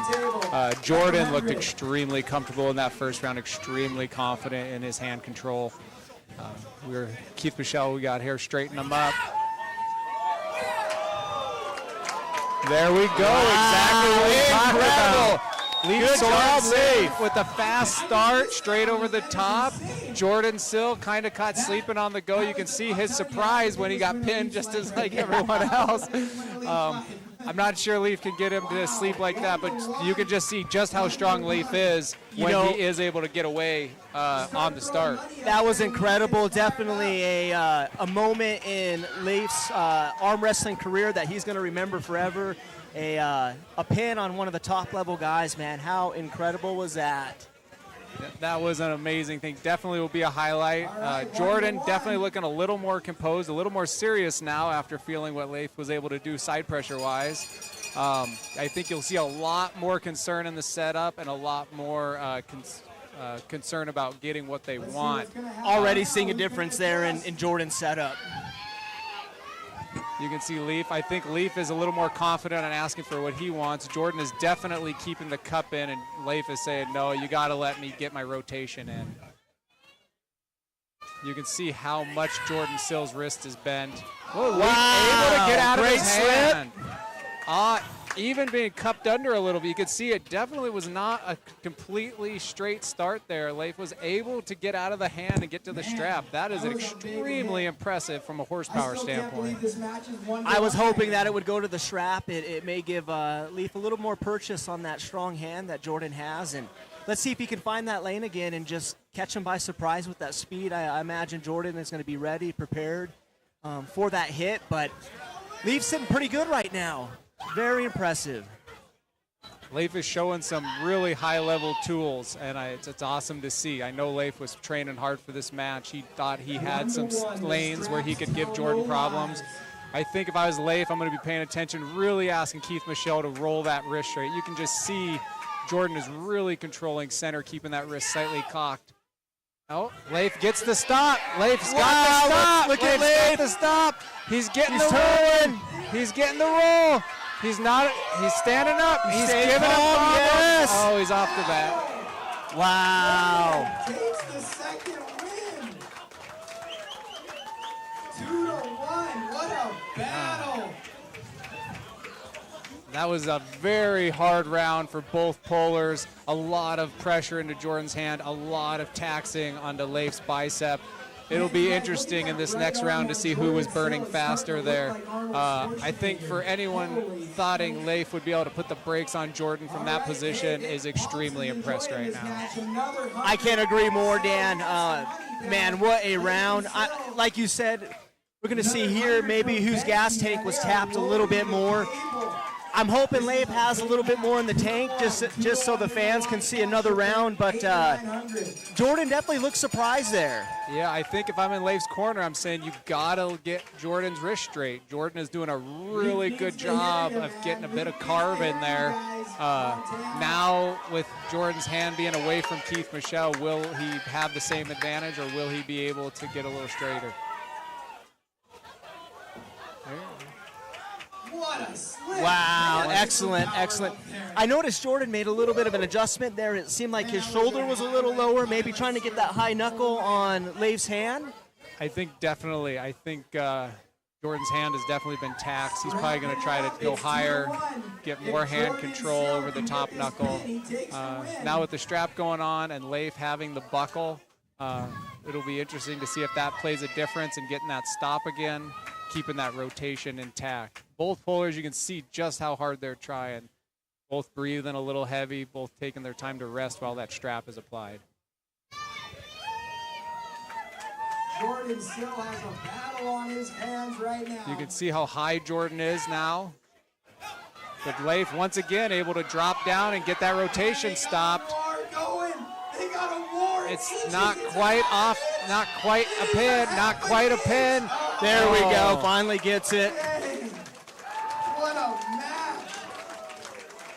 What a match. Leif with a very impressive performance today against Jordan Sill. I know he was just hoping to give Jordan problems, to take that win off of him and to have two extremely tough rounds. Hats off to you.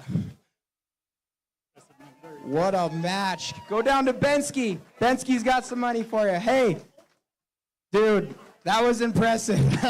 Your hand stayed solid, man. We all of us in Montana know Leif has the strongest hand in Montana, so that was impressive to me. What did you think about that battle? Were you expecting that? It was a great win, Jordan. I mean, I was expecting my opponent to come in and try to beat me, but heck yeah, that was a grinder. Hey, you got a lot of heart. Another big match coming up for Sill. He's the co-main event coming up. Nice job, Jordan. Great job. I want to give a thank you to Westgate Repair, another one of the top sponsors of the Montana Armbender, Westgate Repair. All right, one more big match coming up, then we take a short break. This next match, these guys have been talking a lot of smack. Here we go.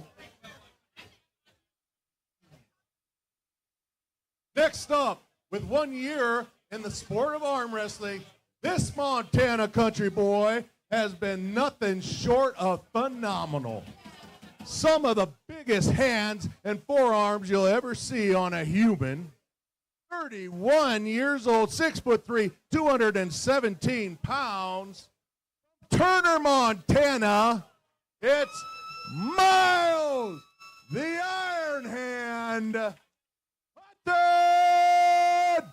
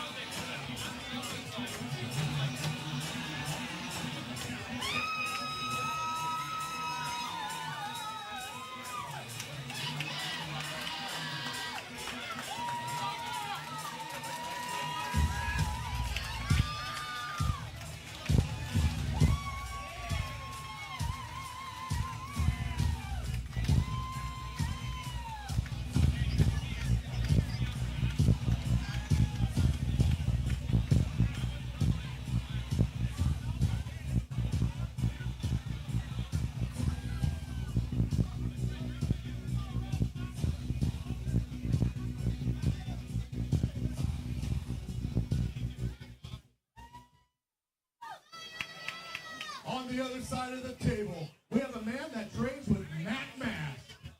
He has crushed everyone he has come across 3-0 on super matches.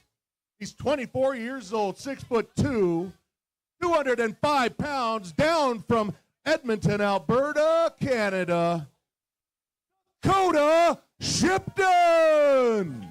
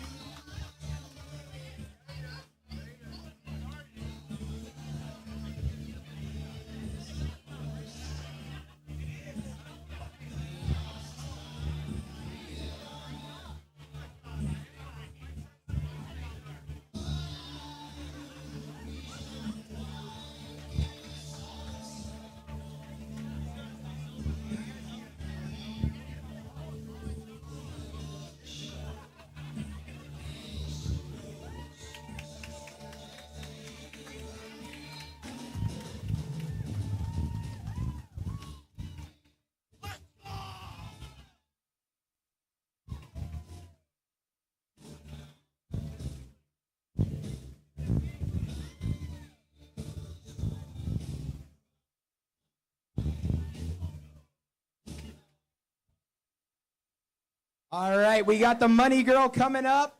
$100 to start out this match. We got another 100 from Joe Benski, Benski Towing and Recovery. Luke Cody with Gear Grabbers Garage throwing another 100 down. What's this from? Is that Dakota?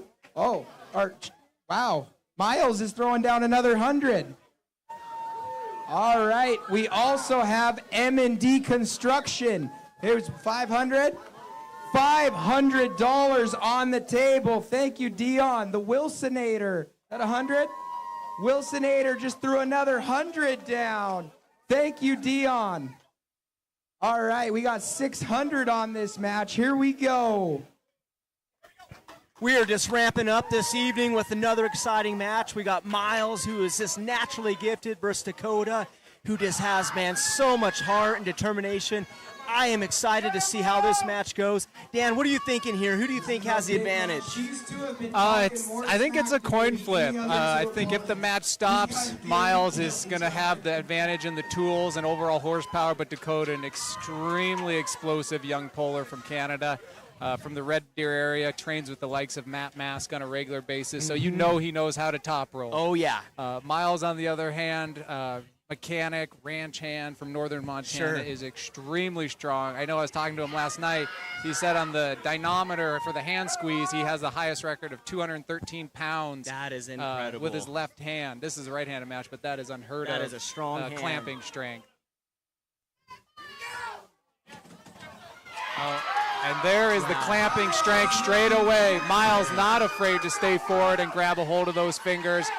That's what 195 pounds on the right hand looks like. Show the crowd your hands. Hold those hands up. Look at the size of Miles' hands. Incredible. Yeah, that's why he has so many victories in the way he does. Just that hand strength, that containment. it looked like Dakota went for the slip, didn't really try to control the hand or anything, just wanted to get the strap, get away from that hand, and get on arm to arm. Unfortunately, he was unable to. So we will see if he tries something different, maybe goes forward to get to the strap, or if he's going to just try to go ahead and battle it without the strap now. One of the lanes I'd love to see it go to would maybe be a hook battle. If he could sink that, maybe take a little bit of Miles' hand out of the equation, but that is a tall task to do, even with only a year of experience. I know Miles has been hitting a ton of tournaments all over Montana, in Canada. He trains with a lot of high-level partners, so let's see what he's going to do here. Dakota once again going for the slip, and Miles this time letting him have it. Sure. Dakota about flies off the back of the stage there, hitting so hard. This will be an interesting start here, see if Dakota can get a little connection on the arm. I know talking with Miles last night, like you said, been training with a lot of high-level guys, close to Canada, able to train with both the Montana and the Canadian teams up there. Having a lot of success, even though he's only a year or so into the sport. Right. And the same thing is true for Dakota. I don't think he's been in the sport a super long time, maybe a couple years. And so he's a phenomenal puller as well. I'm excited to see if he can apply that power in the right areas into Miles' hand and maybe get some purchase on this match. Exactly. You can see in that slip just how much pressure are in those hands. When they let go, the guys go flying. They are putting their whole bodies into these. You can see just how much pressure, how much strength is in those two hands, even though it doesn't look like it sometimes when you're seeing it move slow.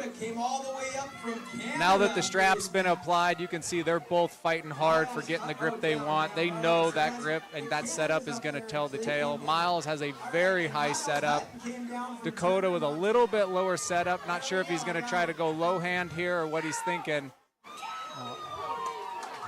Miles with complete hand control there, controlling from the very top, unable to be taken off center. Dakota's going to have to think of something new for this next round. Absolutely. Miles is looking scary up there right now, folks.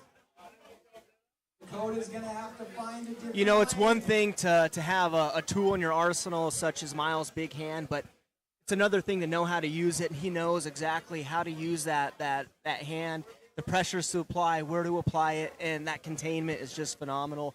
You can see in the replay here when he was starting real high, and that's what gives him that advantage to control the top. When you have that high hand control, it is extremely difficult to find a lane going outside. Absolutely. And that's what Dakota's trying to figure out right now. How do I go outside when I cannot dictate the hand position?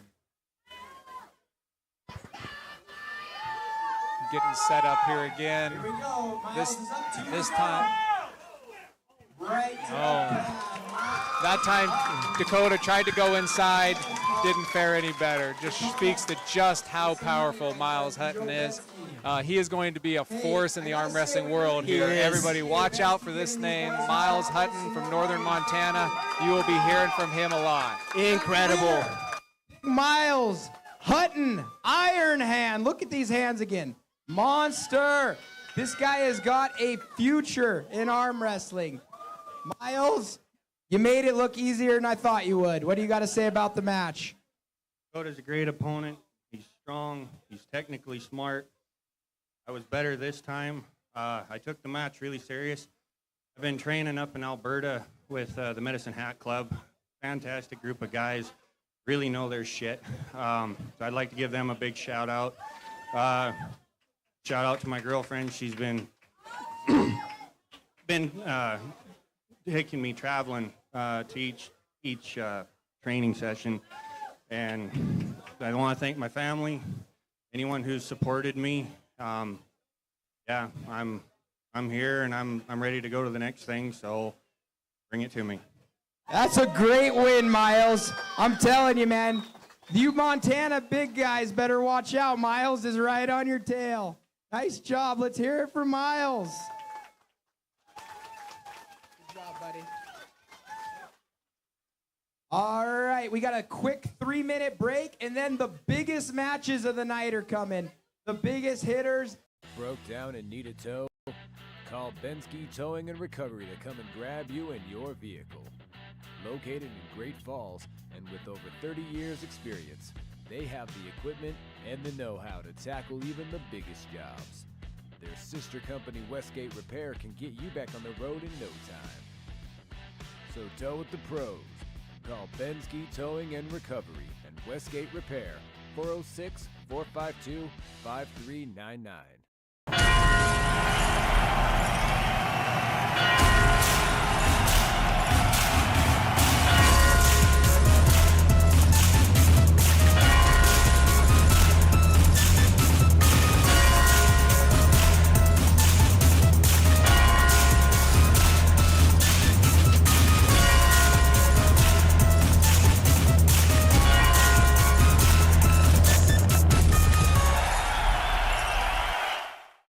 Down and need a tow? Call Benski Towing and Recovery to come and grab you and your vehicle. Located in Great Falls and with over 30 years experience, they have the equipment and the know-how to tackle even the biggest jobs. Their sister company Westgate Repair can get you back on the road in no time. So tow with the pros. Call Benski Towing and Recovery and Westgate Repair, 406-452-5399.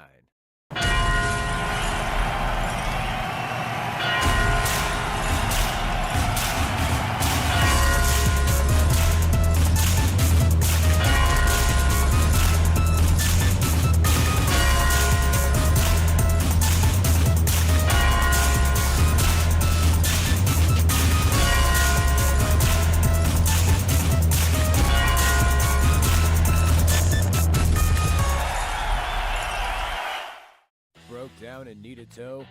Call Benski Towing and Recovery to come and grab you and your vehicle.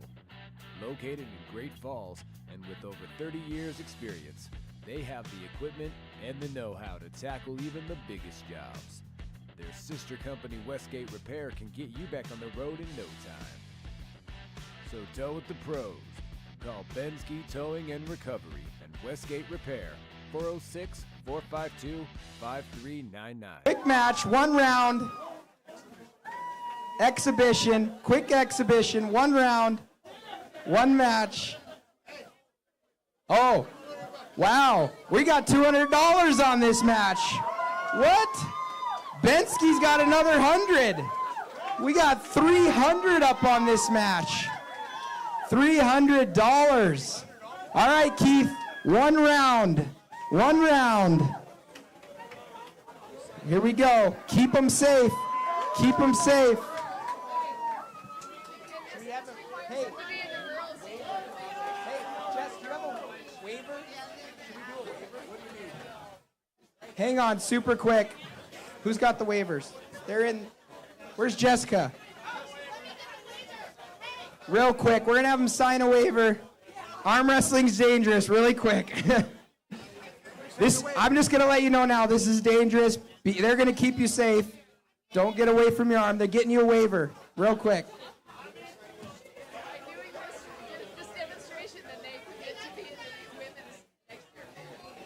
All right, these two might end up being our women for next year's event.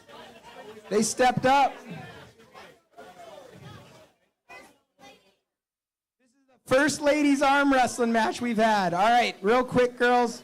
Real quick, super quick. Just in case you break your arm, it can happen. It's likely, so the referees will try to keep you in a safe position. 8. Yeah. It's 02, 08, 25. All right, we don't want to hurt your arm. We're going to have the referees keep an eye on you. Real quick, just fill it out. All right, we're going to be 1 round here. There's $300 on this match, big surprise match. These girls saw how much fun it is up here. They had to jump up. UGF Sports. There you guys are both from UGF? Argos. All right. Shout out to the Argos. All right. The referees are going to keep you safe. All right. They want best 2 out of 3. We're going to give it to them. 2 rounds, best 2 out of 3. Here we go.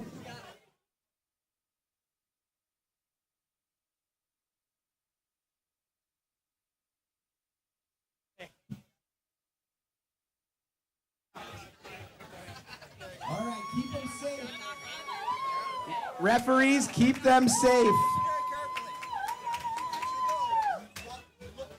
Keep your shoulders square.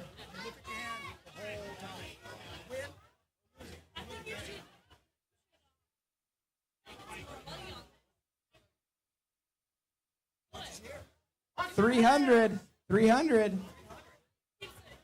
That's for this match. $300. All right.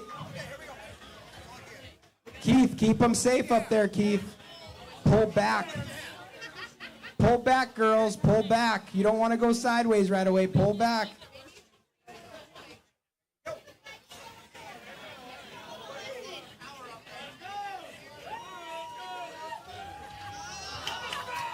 All right, 1-0, 1-0. Back up there, one more round. One more. Best 2 out of 3. We're doing 3. Best 2 out of 3. Yeah, just one. 1-0.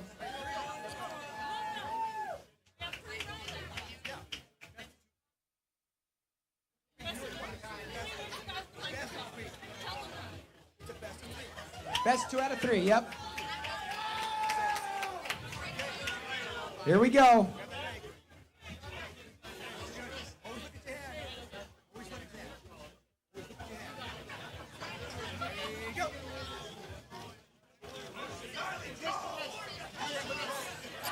All right, what do we got here?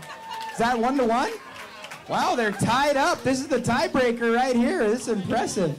This is a good match for a spur of the moment. 1-1. Here we go.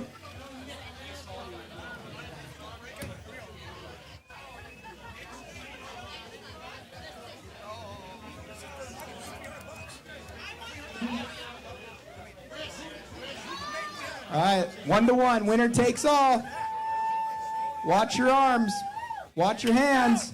Watch your hands. Stay safe. Man, they are in a war. What is going on? Watch your hand. Woo! Wow. $300. Thank you both. Thank you both for coming up. Good job, you two. Good job. Hey, what do you got to say about the win? First match ever. Yeah, rounds on me. There you go. Good job. All right, we're getting right back into it. Here we go. Next match coming up. These are the big four. The big four coming up. All right, our next super match brings us an arm wrestler with 15 years of experience. He had a huge win over Jamie Sheldon here at the Arm Bender last year. He was a big underdog. This man likes to win. 35 years old, 6 foot, 218 pounds. From Bismarck, North Dakota, it's Clifton, the Animal, ERICKSON.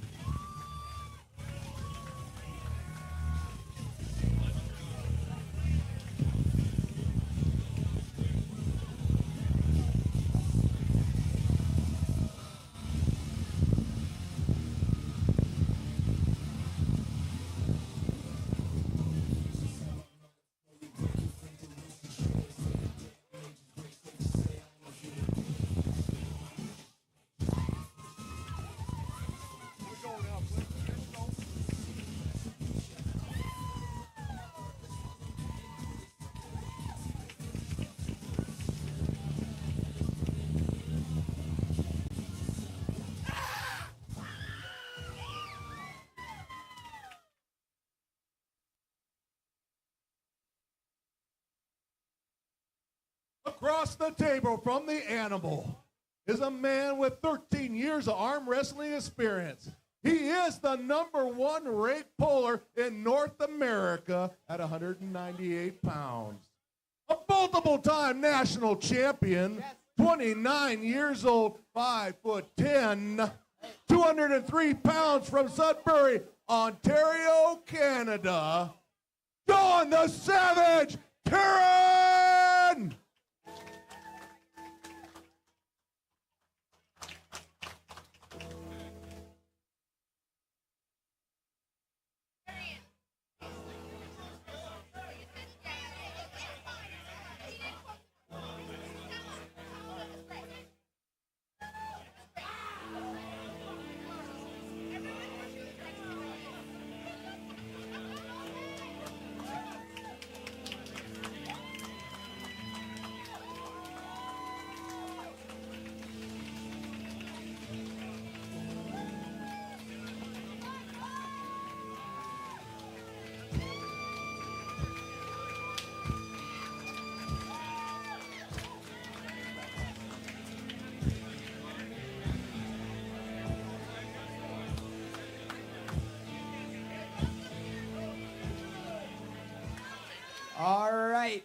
These are the big hitters. We got 300 to start the match. We have 300 on the table just to get started. Benski's putting 200 up. Thank you, Joe. Thank you, Leah. There's $500 right there. Luke Cody, Gear Grabbers Garage, $600. 600. We got another 100. Oh, how much is here, too? Oh, now we're at $800. $800. Johnny Knott, the halftime. Thank you, John. $850. $850. Big match right here. You're going to see some aggression in this one.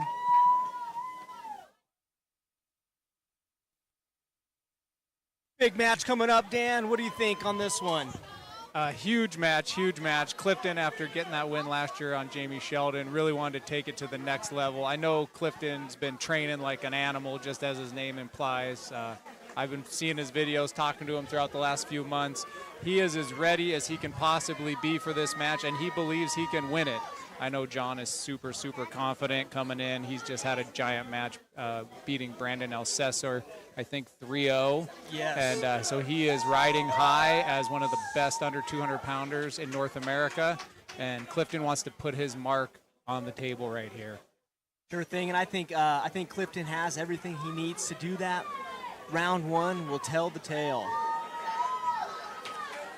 They're already to the ref's grip. Neither one liked what the other one was trying to do. You can see they're talking a lot to Keith Michelle there, the head referee.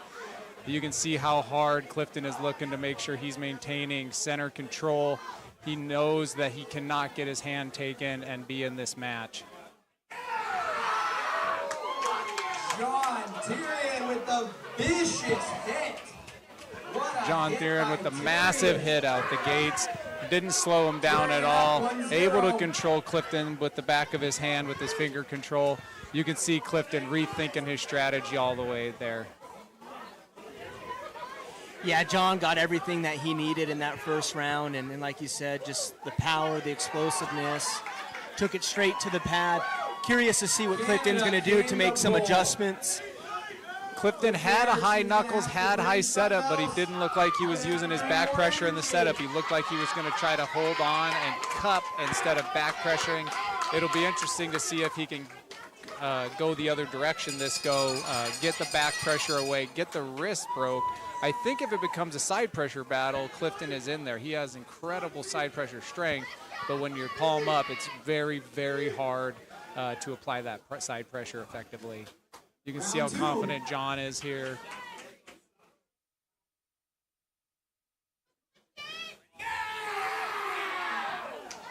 John Tyrion with the vicious hit. John is up 2-0. That round went much better for Clifton, was able to get his wrist bent, was able to get the hook starting to come in, but John with way too much side pressure, just more side pressure than Clifton was able to match. I think that'll be a surprise for John. John may be the best 198-pounder in the North. If you're Clifton, do you think this next round, try and slip, take it to the strap, maybe see if you can get a different purchase? Definitely. It may just be that John's hand is that strong. I'm surprised that Clifton has not tried to post and get away from John at this point. I would have thought that's what he would have tried in the second round. Clearly, without the strap, John's hand control is more than Clifton's able to deal with. I'd like to see Clifton try to get out of that hand and get to the strap in this round. And that's exactly what Clifton does.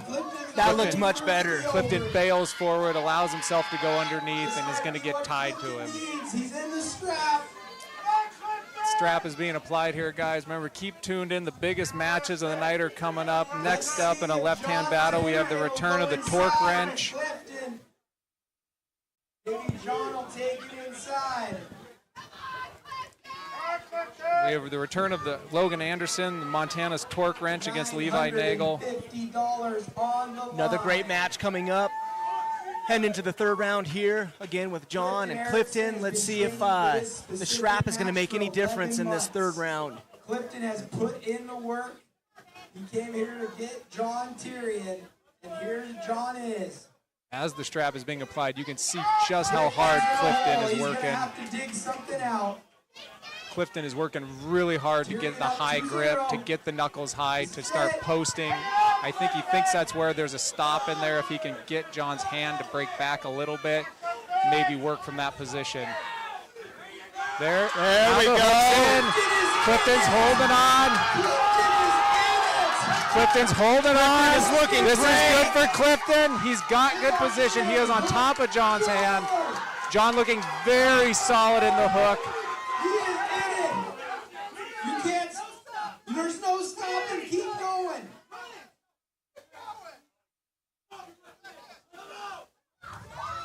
Two fouls. Wow. Two fouls. Ref discretion there, allowing John to stop the match with 2 running fouls. That could have kept going on a third, and that would have been a win for Clifton.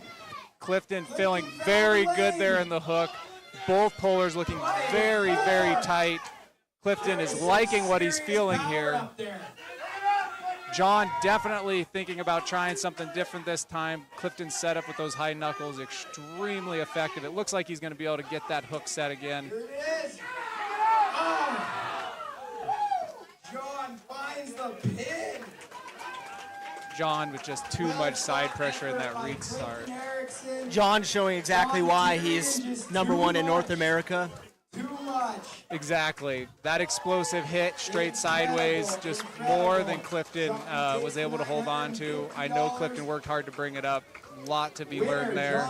Great performance from a high-level puller in John. Yeah. He's glad this money translates well in Canada. All right. What do you have to say about the match? That was impressive. I did not expect to see you blow through him quite as well as you did. To be honest, I did not take Clifton easy. And I have some very big matches, including Clifton. I've been training like I've never been training before. Clifton is a very, very strong guy. And I have to say, the crowd, you guys are freaking amazing. Thank you. And thank you, everyone, for the event. Thank you for letting me be part of this. I appreciate you. It was great having you up, man. Hey, good luck in your match against Craig Toulier. He's got a big match coming up for the #1 spot in North America. What an animal, John THERRIEN. All right. I have a feeling Great Falls crowd is going to enjoy this next match. Woo!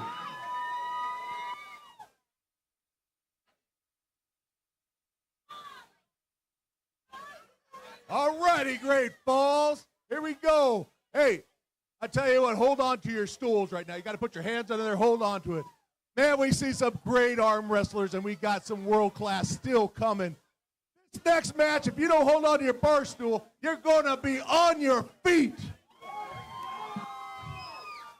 This next super match features one of the very strongest left-handed arm wrestlers in Montana, with 4 years of arm wrestling experience. At 32 years old, 6 foot, 258 pounds, from Malta, Montana, it's Levi, the Leveler, Nagel.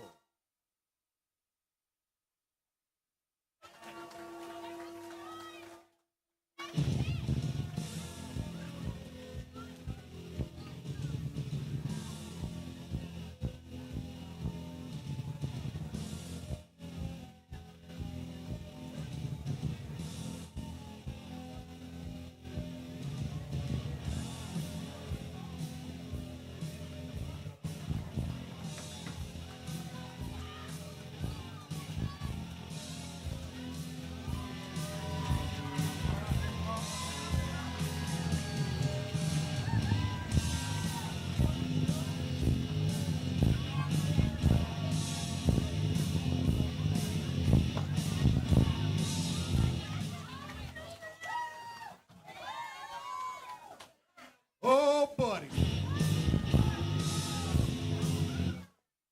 The arm wrestler standing toe-to-toe with Levi is a hometown favorite.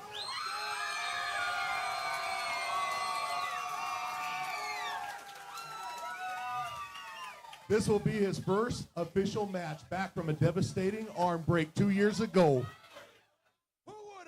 thought a man could get so strong throwing around truck tires. At 32 years old, 6'2", 299 pounds, from Great Falls, Montana, it's Logan, the Torque Ridge Anderson.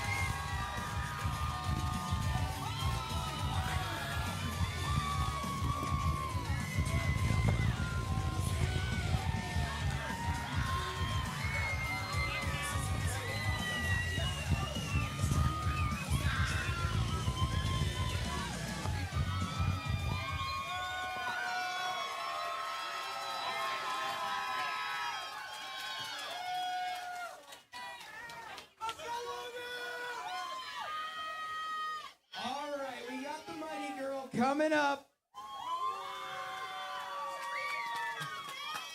$300 to start off the money on the table. I have a feeling this is going to get a lot bigger.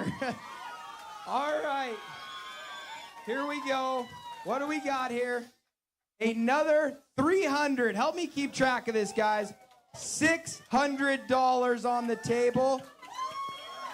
Joe Benski is throwing down another $200. $800. How much?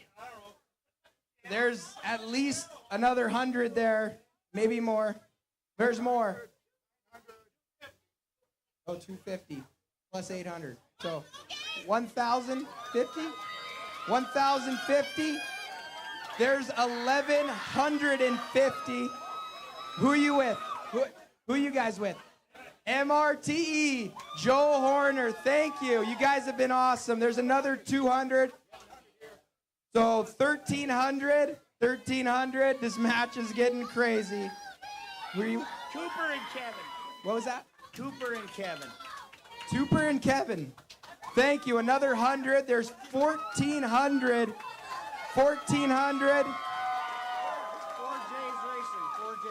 4J's Racing. 4J's Racing. 4J's Racing. Thank you. Another 100. $1,500. Oh yeah, we got another 50 from Andrew 406 Skulls. Hey, everyone hunts in Montana, come see Andrew Kobiaga, 406 Skulls, if you need them taken care of. $1,550. $1,550. All right, listen up. We're at $1,550. I'm tired, so help me do this math. We got another 700 going on the table. Count that up. Another 700. Now, that 700 is from Pomp's Tire. Thank you, Pomp's Tire, and their sponsors.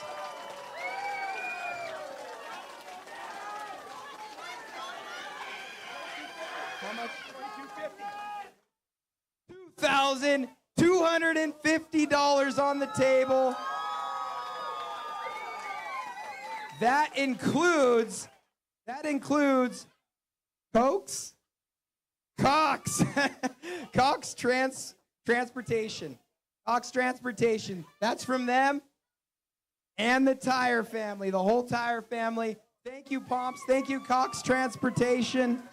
All right, how much we got here? Another 100. They're throwing more up. I even got your name wrong. Thank you. $2,350. All right.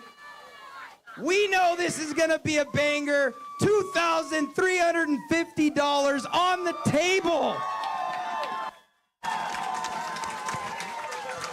All right, we are back. We have over $2,000 on the table here for the return of Montana's own Logan, the torque wrench Anderson, pulling Levi, the leveler Nagel from northern Montana. Logan did suffer an arm break a few years back. He's been training hard. He's been wanting to get back on the table. Many of us here in Montana consider him the #1 left arm in the state, and we're just wanting to see how he performs under these big lights. Yeah, I'm so excited to see him back. Like you said, suffered an arm break. He's come back. He feels confident. This is his first match back, and so let's see what he has coming into this. On the go there, you can see the strength of the hand and wrist. Levi got away good. He is getting away with his top roll, and his hand just kind of started to buckle underneath Logan's cupping. Logan has a freakishly strong hand and wrist. I know they practiced with Matt Mask a few months back. Yes. And even Matt Mask was pretty impressed with the strength of the new torque wrench, Logan Anderson.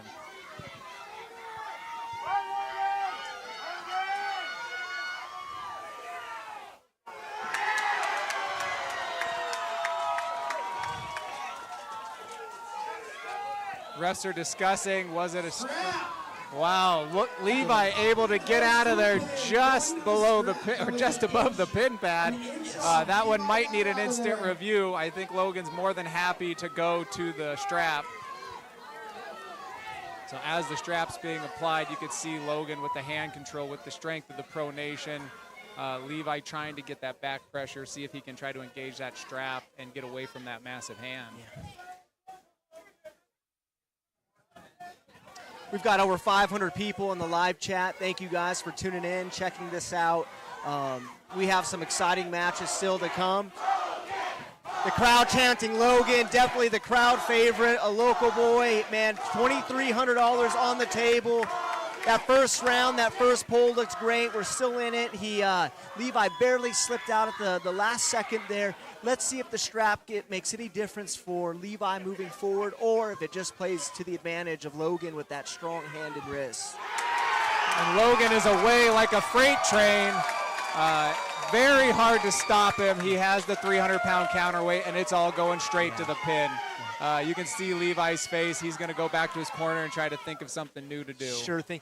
You know, one thing that's interesting about Logan is you don't realize how big his hand is just because his wrist and forearm are so large that it makes his hand look average until you grip up with him and you realize this guy means business. Yeah, just practicing with him and talking to him, you know, not to say he's at the level, but he has similar tools that of Levon Shagnesvili for all of those in the arm wrestling world. He is a little bit taller. His wrist and hand size are very similar. Sure thing. And so it's just cool to see a guy with those types of tools, kind of in line with like the Miles Huttons of the world. Absolutely. Joining the sport, putting in the work, and just seeing the level that they can achieve. What's incredible too, Logan has slowly introduced a little bit of weight training into his regimen, but mostly his frame has just been built by throwing around semi-tires, tractor tires. He's done that since he was 18. I tell you what, if he committed himself, got on a good food regimen, that frame could handle a ton of weight. Yeah, another flash pin there for Logan Anderson outside the straps. Levi Nagel unable to get out of his hand. Logan is putting on a clinic here, letting it loose with that awesome side pressure hit. Let's see if Levi can do anything different in this third round to try to get a stop. You know, you never want to count somebody out, but as we're seeing here, it looks like Logan is probably going to take the win here. What do you think's next for him, Dan? Who do you think he should go for? Well, everyone calls me crazy, but I think I'd love to see him try to get a crack on Idaho's best, Robbie Topi. I know the Idaho boys came in here today and started cracking wrists and showing us how it was done. Sure thing. I know Robbie Topi is an extremely high-level puller on the left arm, but I think Logan in time can be to that level, and maybe that's a match he can shoot for in the future, try to see against some of the better guys in the region at that level on the left arm. I can't agree with you more. I would love to see that match. 200 more, $3,000, $3,000. I'm looking at the comments. Logan needs Levon vitamins. I can't agree more. Let's get that guy to 440 pounds. That would be incredible. Yeah. There is now over $3,000 on the tables, guys. This is a huge match. Logan is looking dominant. The crowd is loving it. They are chanting his name. They are ready to see the torque wrench come out of his shadow and rock the arm wrestling world.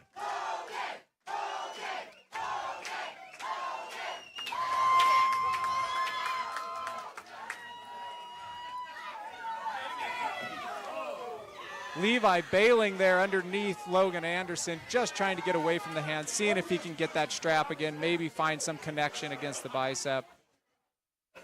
You know, hats off to Levi. That is a tough task, taking on the bigger man.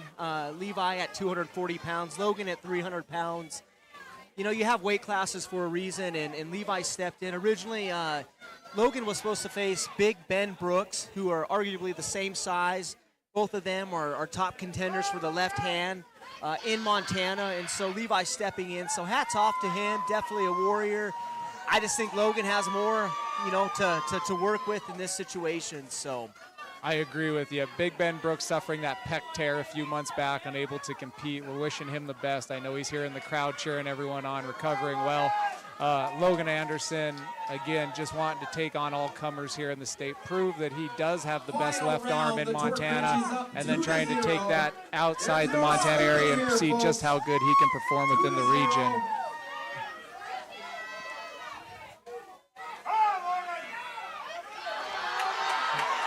You can just see how confident Logan is in the setup. Just how strong that left arm is. It is the next level. Definitely one of those that can go and compete throughout the region at a high level. Great performance by the home crowd favorite, Logan Anderson. Great victory. Awesome to see him back on the table. Sky's the limit. Josh, let's get him a nationally ranked guy for the next arm bender. We want to see it. Dan threw out a name. Yeah. I can't agree more. If you think you're a high-level heavyweight in the Northwest region or in the U.S., find Josh Wilson, give him an instant message. Say you want to crack at the torque wrench. We want to get somebody Logan wants to train to pull. Give that guy some motivation. He's basically a part-time puller doing this great. Absolutely. I got to say a quick few words about Logan. One of my best friends. He has supported the Montana arm bender and all of us arm wrestlers. He's supported me. He's always there when you need him. Anyone in here could ask for a favor and Logan would be there.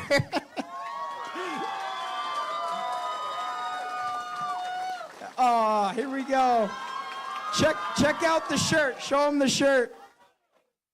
Logan's biggest fan.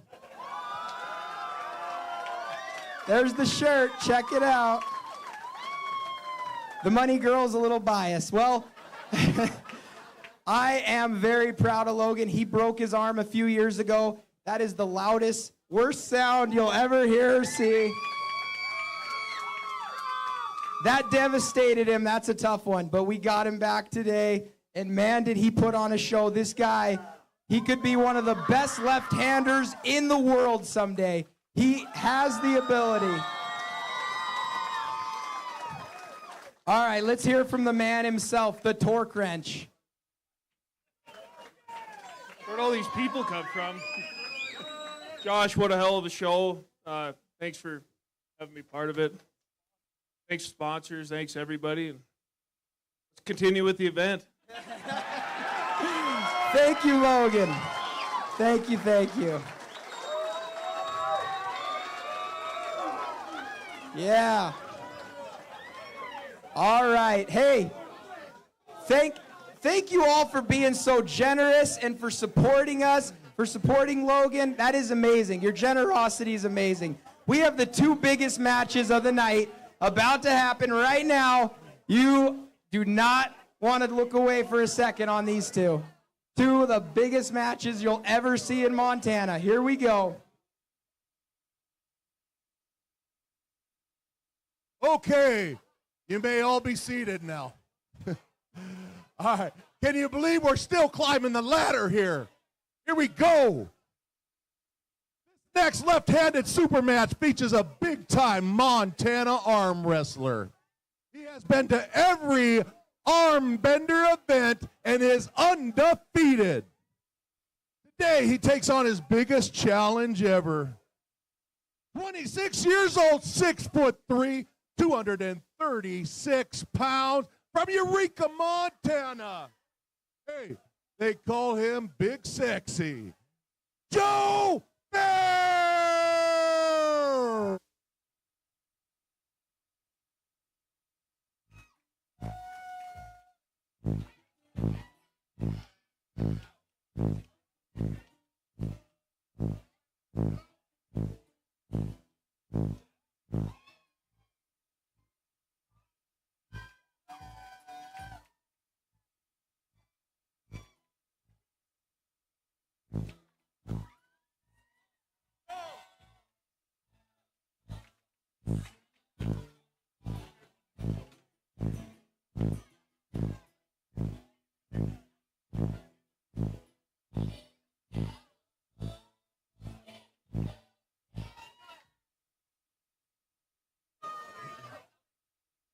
Standing across the arm bender table from Big Joe is a man rated number 6 left-handed in America, according to the AIRS rating system. 20 years of arm wrestling experience. One of the best arm wrestlers ever to come out of the USA. Up from Layton, Utah, 6'1", 235 pounds. It's Jordan the Thrill SILL.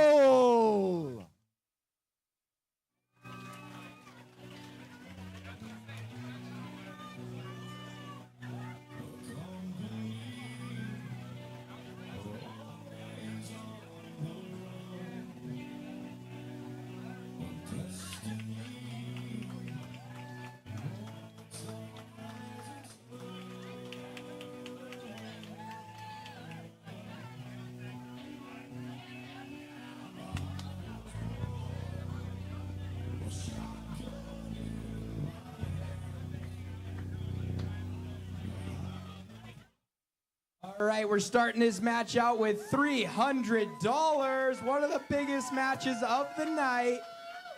Joe Fair, $300.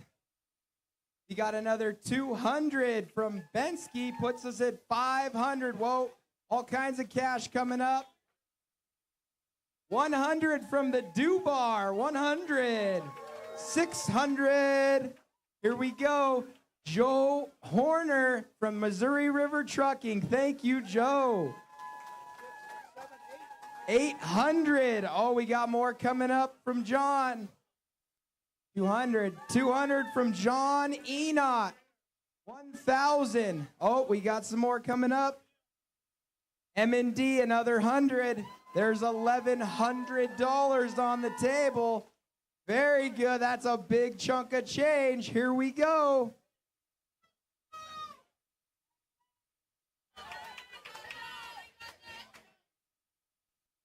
This is the biggest match of Joe Fair's career right here. Jordan SILL is one of the best in the world. All right here, Joe Fair and Jordan SILL gripping up. You can see Joe trying to get comfortable in that setup. I'm sure this is probably the most intimidating hand he's ever had a chance to grip up with. I know Jordan was talking, being very comfortable, thought his left hand was in really good shape right now.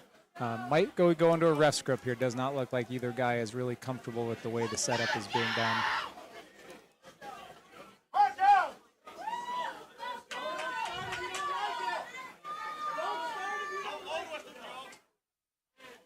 Referee's grip. We're going to get them even. They could not agree on a grip. These guys are fighting for every inch. Here we go to the referee's grip. Keith Michelle setting the thumbs. Looks like he'll be closing Joe first, and then Jordan should see a lot here on the start. Neither competitor wanting to hold on, both going for the top roll there. Clean slip. We'll see the strap right away in this match. You see anything there that interests you, Weston? You see any advantage? It looked pretty even. Both It looks very even, yeah. The strap shows no lies. I know talking with Joe, he was extremely confident in his left arm coming into this match. And I also talking with Jordan, he was talking about how his left was feeling really, really good as well. So both guys confident in the tools they're bringing to the table. Both guys looking to win this match and take that money home. Yeah, Jordan already had a super match prior to this on the right hand against LEIF. He took the victory, lost 1 round, so he's on his 2nd super match of the night. I don't think that'll play any effect in this, but curious to see how Jordan's left stacks up with his right. Too much back pressure there in the strap to Jordan. Jordan shaking his hand like he doesn't think that's going to be an issue to get this match done. You can see Joe looking for an answer there. The hands look pretty even, but once Jordan laid back with that lat and pulled down on the strap, it really separated Joe and got him outside of his shoulder. We'll see if Joe tries to stay out of the strap this next round, maybe looking to try to do some sort of hand control if he feels comfortable in the setup. Sure thing, Dan. And one thing I've noticed with Joe at these super match events, he often tends to give the first round, maybe not purposely, but I think he's just kind of figuring what lane he needs to go to, and he is great at making adjustments and finding a way back into the match. And oftentimes we've seen him here, especially at the Montana Armbender, pull out the victories, even giving up the first round. So I'm curious to see if he can make some adjustments. My guess is they're going to go to the slip, go right to the strap, and then see from there if there's any adjustments that he can make and maybe find a lane to get a win on Jordan SILL. You make a good point there. Jordan's already pulled once, had a chance to get rid of all those nerves. Joe has not. Maybe that first round just shaking some of the nerves. See how high both those pullers are both trying to get. They really want to control the top of the hand, neither one wanting to hold on to the other's top roll. Absolutely. Referee's grip. Once These again, guys cannot get settled in the hands. Ref's going to set their grip. Keith Michelle once again setting the hands, asking the competitors if they'd like to cap the knuckle. Looks like both of them are saying yes, they'd like to cap. Slip again. Joe had a little angle there. Joe might have found a little spot going to the strap. Just as we called it, they slipped. They're going to go to the strap. Jordan looks like he's very confident in whatever he just felt there, so I don't know if the strap will make a difference. Looking supremely confident. It'll be interesting to see if Joe changes up his attack in the next one, trying to get more connection into his arm. It definitely looks like that's where Jordan had the advantage. He was able to drag back and really separate Joe from his shoulder. If Joe's able to get his shoulder in there and get any sort of hand control, I think he has the power to make it a match. But with Jordan controlling the hands, it's very difficult against a guy of Jordan's caliber to come back from that. Keith Michelle here closing the hands again, closing Jordan.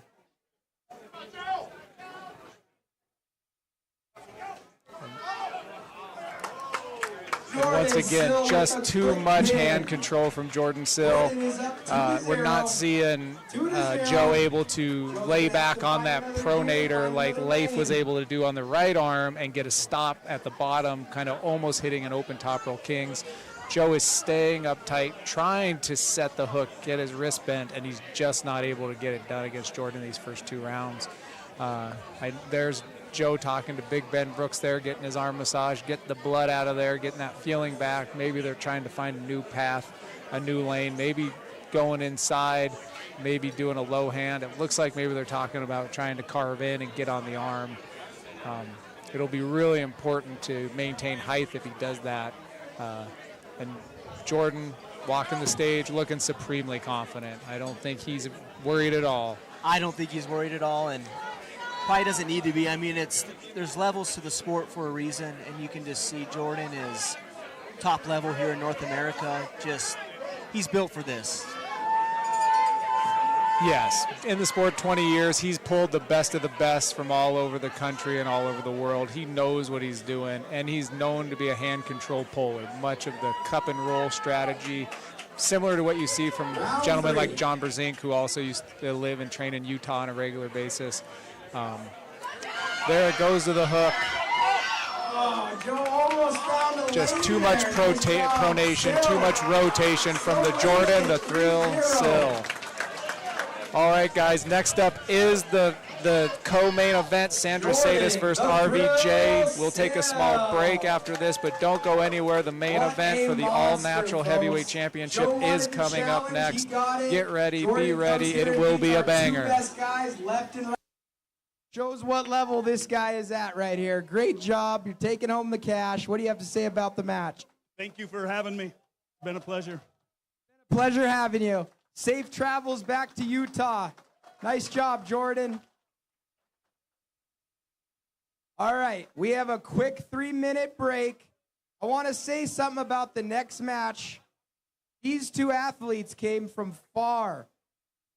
I'm not going to say their names, but one of them's from Latvia, flew 27 hours to get here. The other one is from Massachusetts. He is the returning champ. These guys were both drug tested this morning by a registered nurse. Drug tested match. These are the two best in the world. It's getting sent into a toxicology lab. I wanted you guys to know this. This is a serious tested match. These guys are both clean. It's coming up. It's going to be huge. Just a few minutes away. Broke down and need a tow? Call Benski Towing and Recovery to come and grab you in your vehicle. Located in Great Falls and with over 30 years experience, they have the equipment and the know-how to tackle even the biggest jobs. Their sister company Westgate Repair can get you back on the road in no time. So tow with the pros. Call Benski Towing and Recovery and Westgate Repair, 406-452-5399.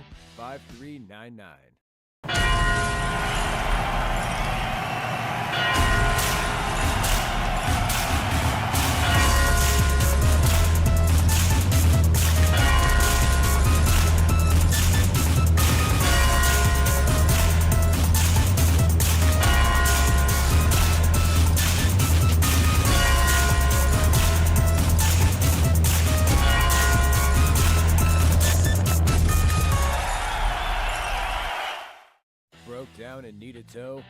Call Benski Towing and Recovery to come and grab you in your vehicle. Located in Great Falls and with over 30 years experience, they have the equipment and the know-how to tackle even the biggest jobs. Their sister company Westgate Repair can get you back on the road in no time. So tow with the pros.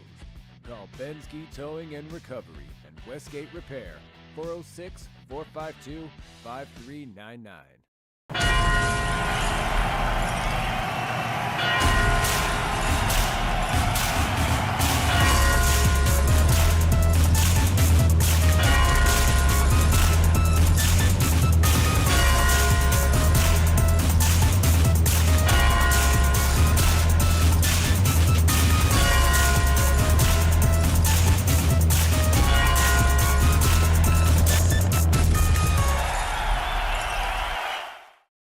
Down and need a tow?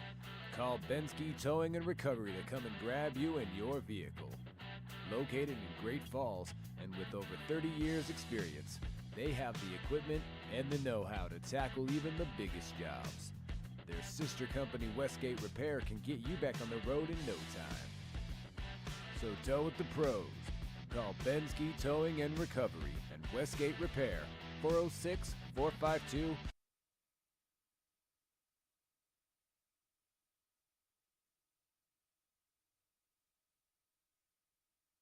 Now, the biggest super match the Montana Armbender has ever brought to the Big Sky State. Featuring a foreign threat from Latvia. Hey, folks. Hey, you don't travel this far unless you came here to take care of business. A 4-time European, 2-time WAF world champion, 30 years old, 6'4", 244 pounds, Sandris Panzer Šedis!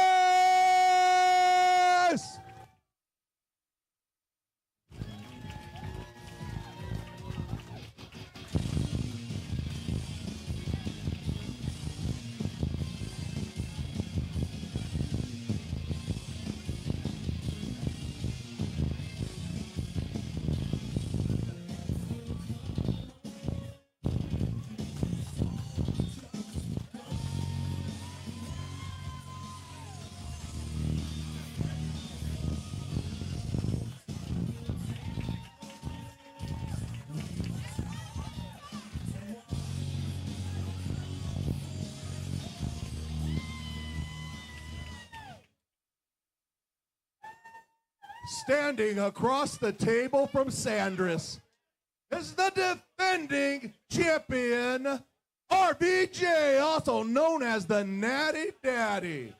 He defeated Montana's best, Ben Brooks, right here last year. He's back all the way from Massachusetts at 43 years old, 6'2", 230 pounds.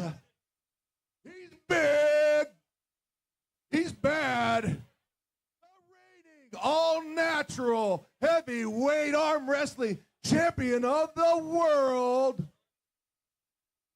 Rob Vigent Jr.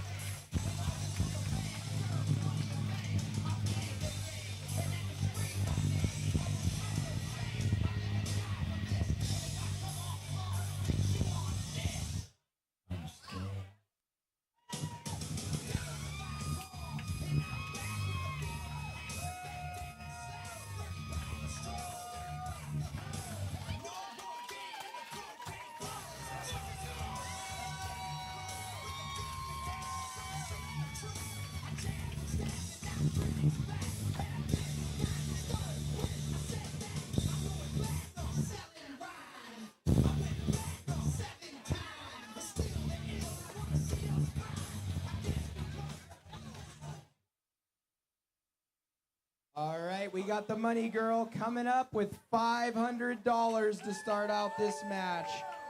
$500 on the table. 500. Oh, okay, what do we got? 200. 200 from M&D Construction. Thank you. That puts us at 700.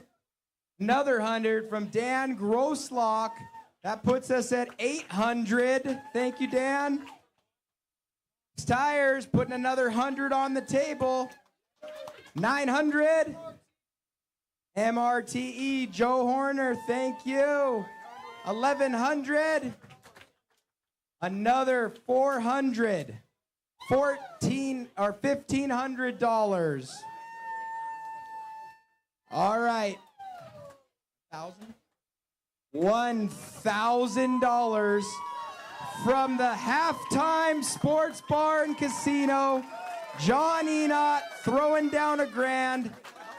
$2,500. These guys came a long way.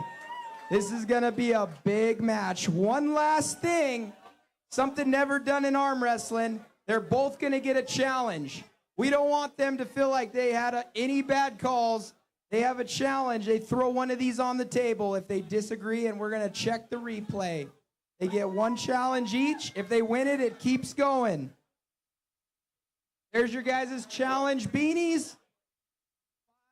$500 more. $3,000 on the table. $3,000. Wow. Thank you, sponsors. Uh-oh, here we go.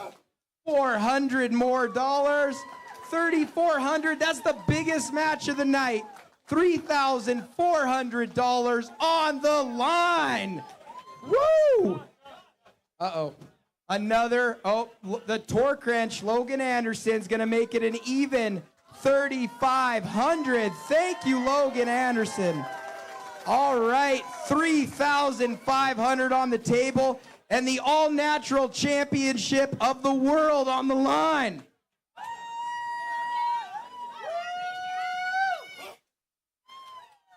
Welcome back. Wow. Man, I got goosebumps with this match coming up.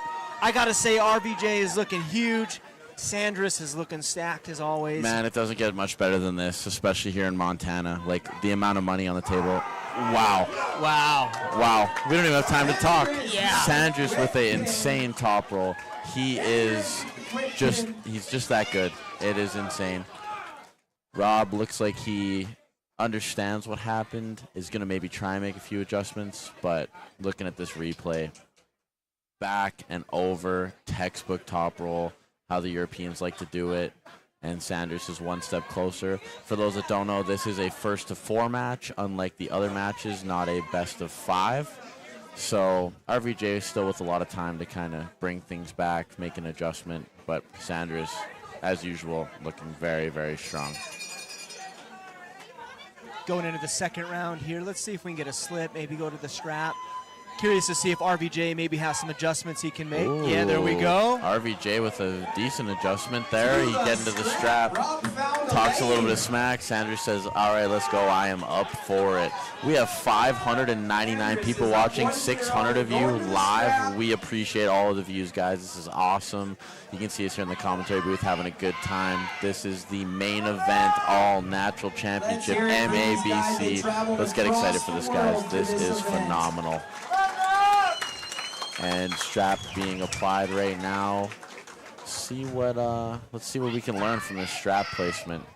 RBJ getting a lot of support here online, a lot of people rooting for him. I also am too. I feel like he's the underdog in this situation, but has all the tools necessary to pull out a victory here. Let's see if he can do it. Yeah, fair enough. I mean, a lot of people have said Sanders is going to win this, but you can't count Rob out. He's been there, he's had the battles, and he looks big today, guys. Like, he looks like a unit.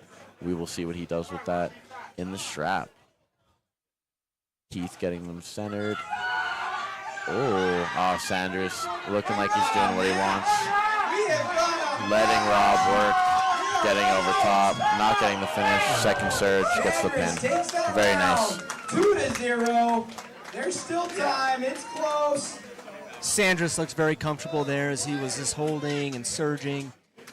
But you know what? I got to give it to RVJ. It looks like maybe he had a lane there. Looked like maybe he was committing to a hook.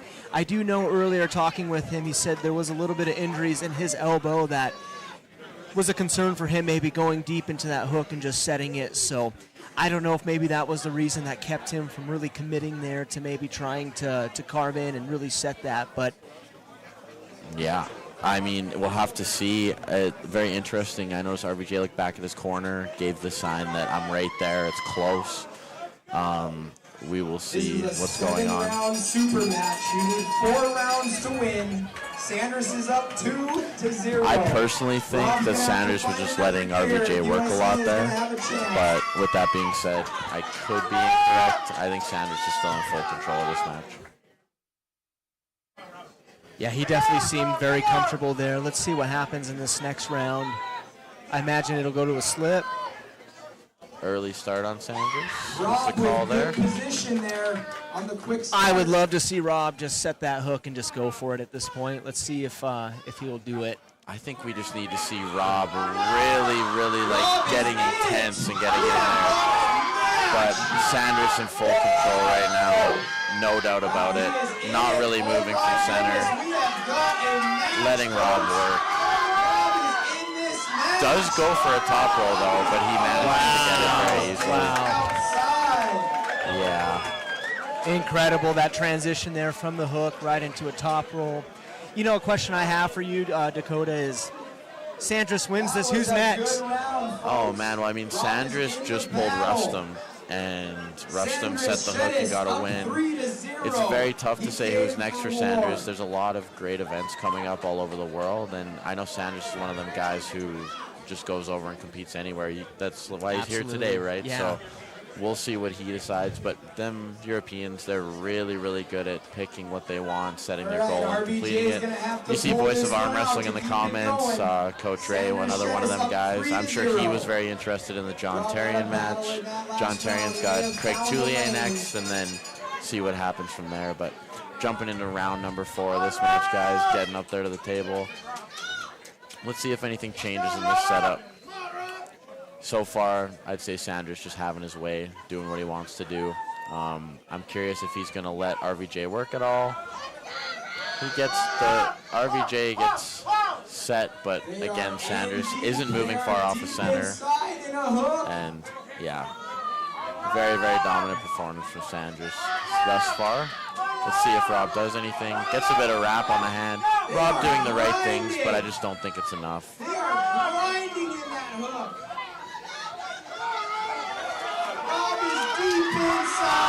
Rob getting more of a wrap on that, but again, Sanders is working it, really doing. They are inside. Oh, did Sandris give too much? No, he did not. Nice search from Sandris. Very, very impressive win. Absolutely no doubts left there. 4-0. Very dominant.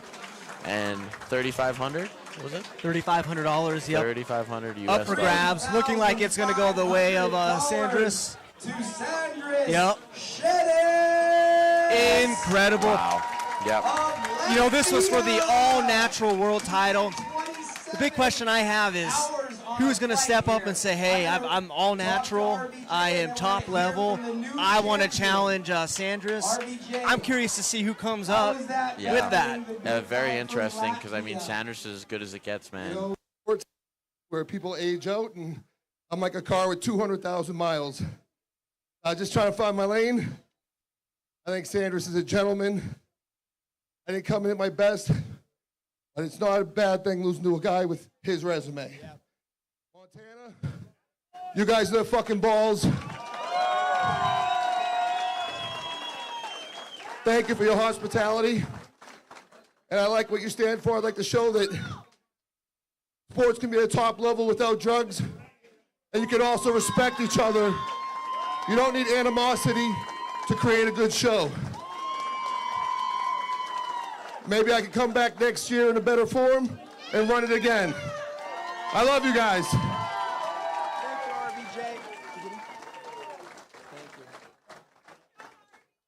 All right, we are about to present the trophy to the new reigning all-natural heavyweight arm wrestling champion of the world, Sandris Šedis. Bryan Johnson is going to present the trophy. Bryan made this trophy. Bryan Johnson made this 406 heavy medals. Have you ever had a medallion that big, Sandris? That's some heavy stuff right here. Sandris, that was spectacular. Montana got to see how strong RVJ is last year. And man, you looked even stronger on the table today. What do you have to say about your preparation, your training, beating one of the best in the world in a drug-tested event?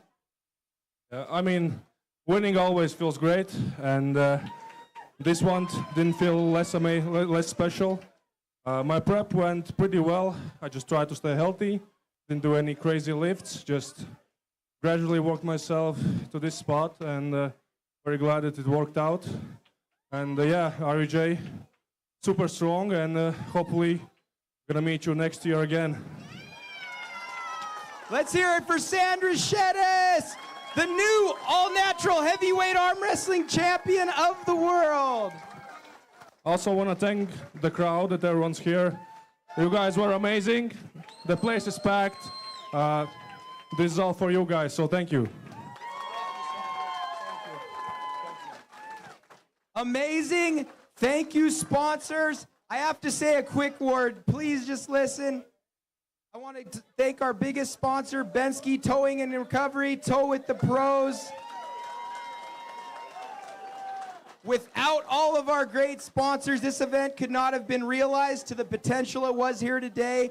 I have to give credit where credit is due. Leah helped me all the time. She was calling me, helping me. I had some troubles. She was there. Thank you, Leah. I really appreciate it. Thank you. And thank you for letting Joe throw so much money down. I know you're in charge of that. Last thing, I would not do this event. I would not do this event without the support of all our great sponsors here. We owe them a huge thank you. This event's because of them.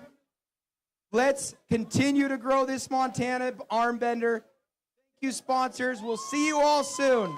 Thank you, guys.